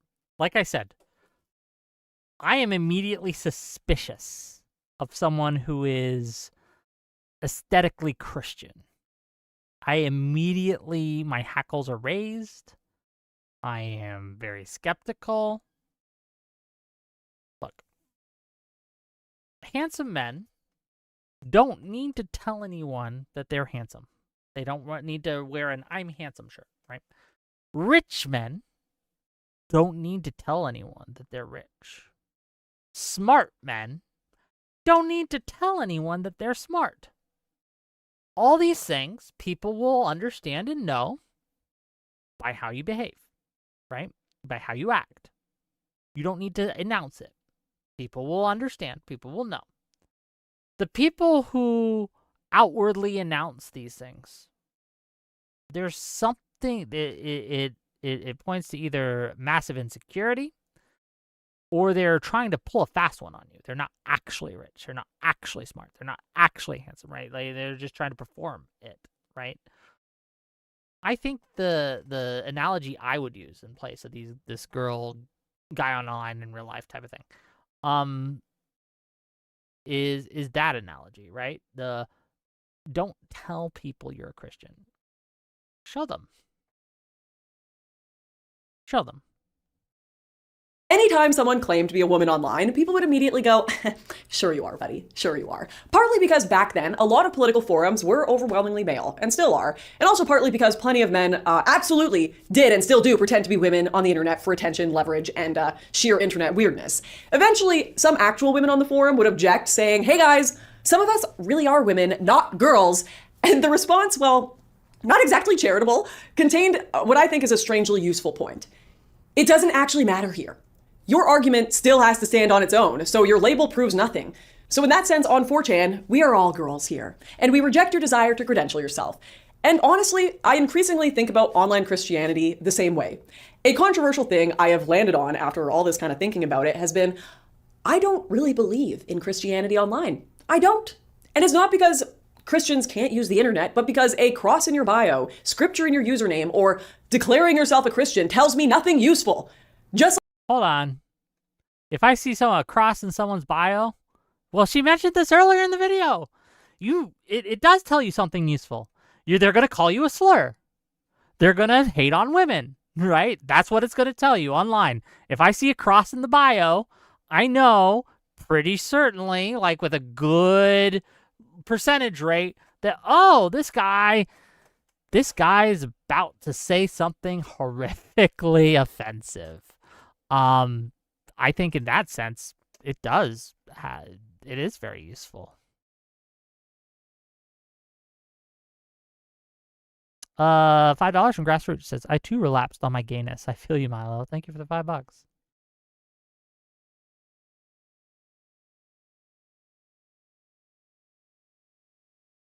like on the old forums, the label itself has no authority here. What matters is how you behave, how you treat people, what kind of spirit follows you, and whether there is really any depth there once the performance falls away. And that's the fundamental problem, isn't it? None of that is observable online. We are all characters here. Even when we are sincere, we are still selecting what to show in real time for an audience. And the internet is just built to reward exactly the parts of religion that are easiest to imitate: certainty, slogans, moral posturing. Which is why, I mean, a lot of you probably already know this, but I don't think you should be looking for a spiritual authority here. Certainly not from influencers, and certainly not from politicians. Once again, that doesn't mean there's nothing online that has value, but spiritually, I think you have to treat it like a video game. I enjoy playing Arc Raiders, for example.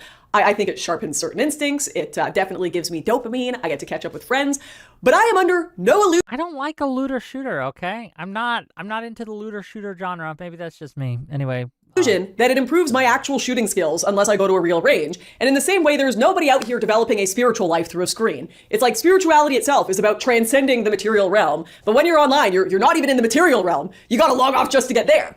And I know all of this, I get it. I know all of this sounds like my final defense of Christianity is just, well, you know, this isn't real Christianity. The stuff you're seeing online, that's not real Christianity. And I know that people hate that. They get really annoyed when any ideology is defended this way. It's correct, though.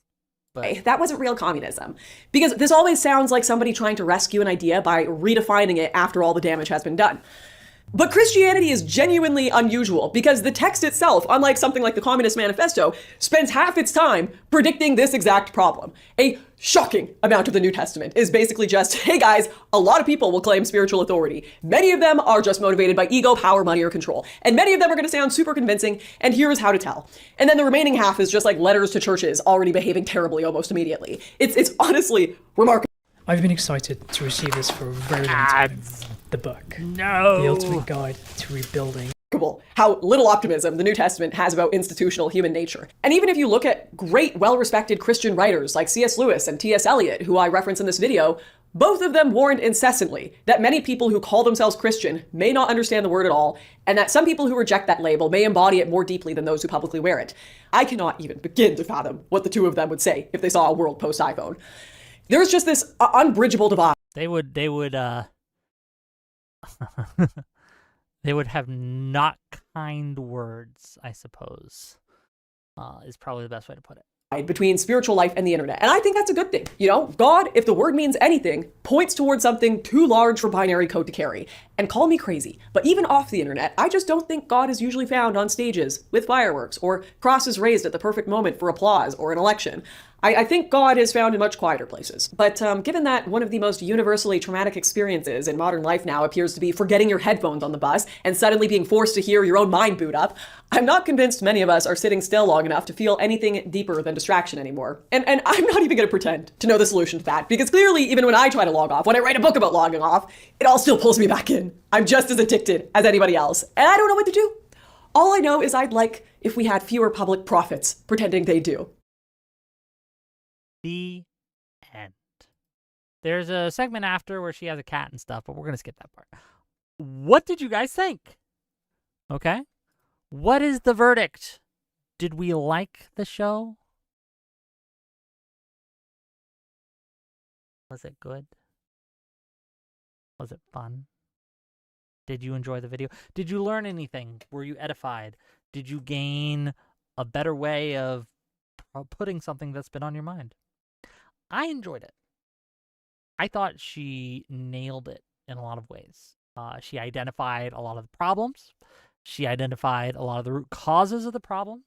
She explained how online Christian actors do not follow the words of Christ. I would have used more scripture making that point, but it's a presentation critique. And I shared with you guys some of the scriptures that backed up a lot of her points. So, team effort. Go team, I guess. But yeah, like I said, I think this was a interesting video, a useful video, a poignant video, and a call to repentance, frankly, for me and for other influencers, because there is a level of performativity here that hurts us. And even not just in a scriptural sense or a spiritual sense, but like I said, a lot of the problems that she identifies can be applied to the social realm, can be applied to the political realm, can be applied to the personal realm. And it's also destructive there.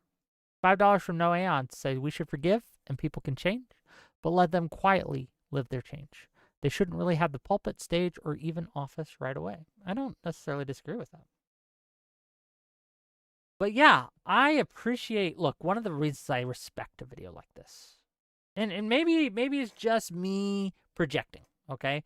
Maybe she, like, some people will say, like, she's still a snake, right? She's still done all these bad things. Why are you trusting her? This is just performative, etc., etc., etc. That's possible. And it's maybe just me wanting someone to get better, to change, to be better. Maybe I'm projecting, okay?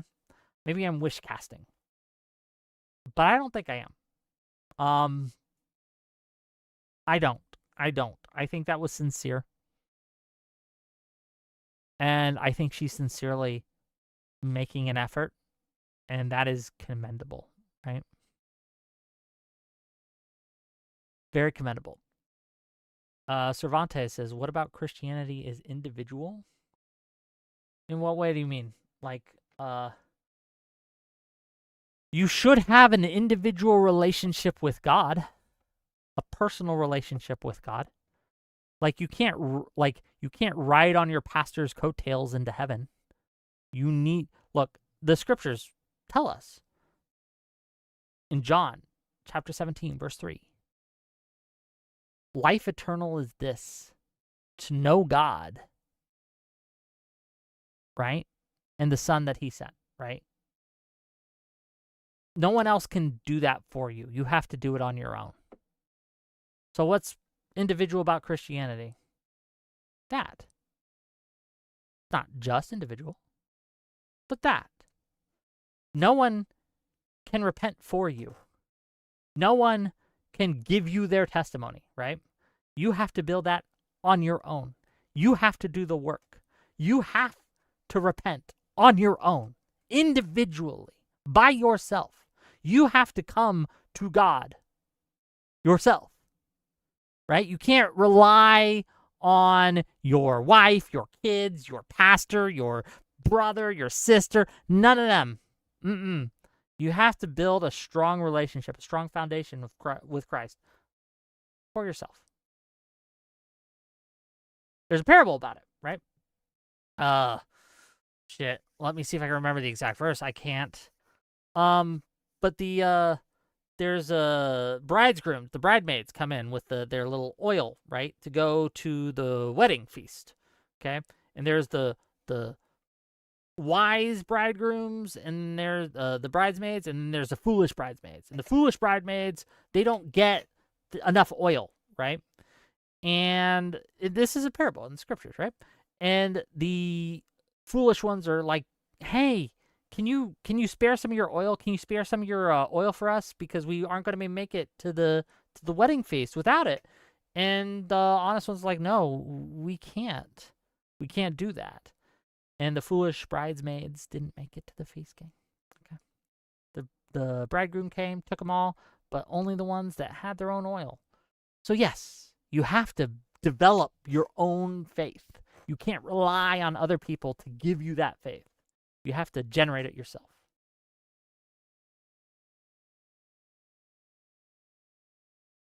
Oh, you're replying to Polly? Oh, why are you talking to Polly?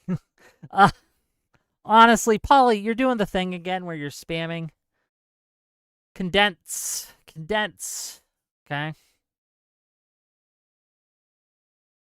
Anyway, that's the show. That's the video.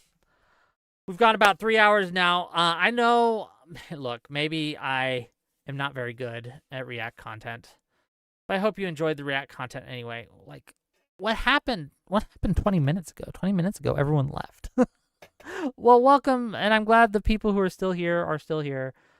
Tomorrow, we're going to go on... Okay, well, let me tell you about the week, okay? What we got coming up.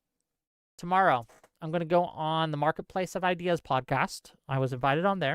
It's going to be a little later than usual. I'm going to be going on at 8 o'clock, and we're going to be talking about liberalism and things like that. They're going to guide the discussion. I'm not sure exactly. On Tuesday, we are having a debate on Plattner. Should Democrats support Graham Plattner?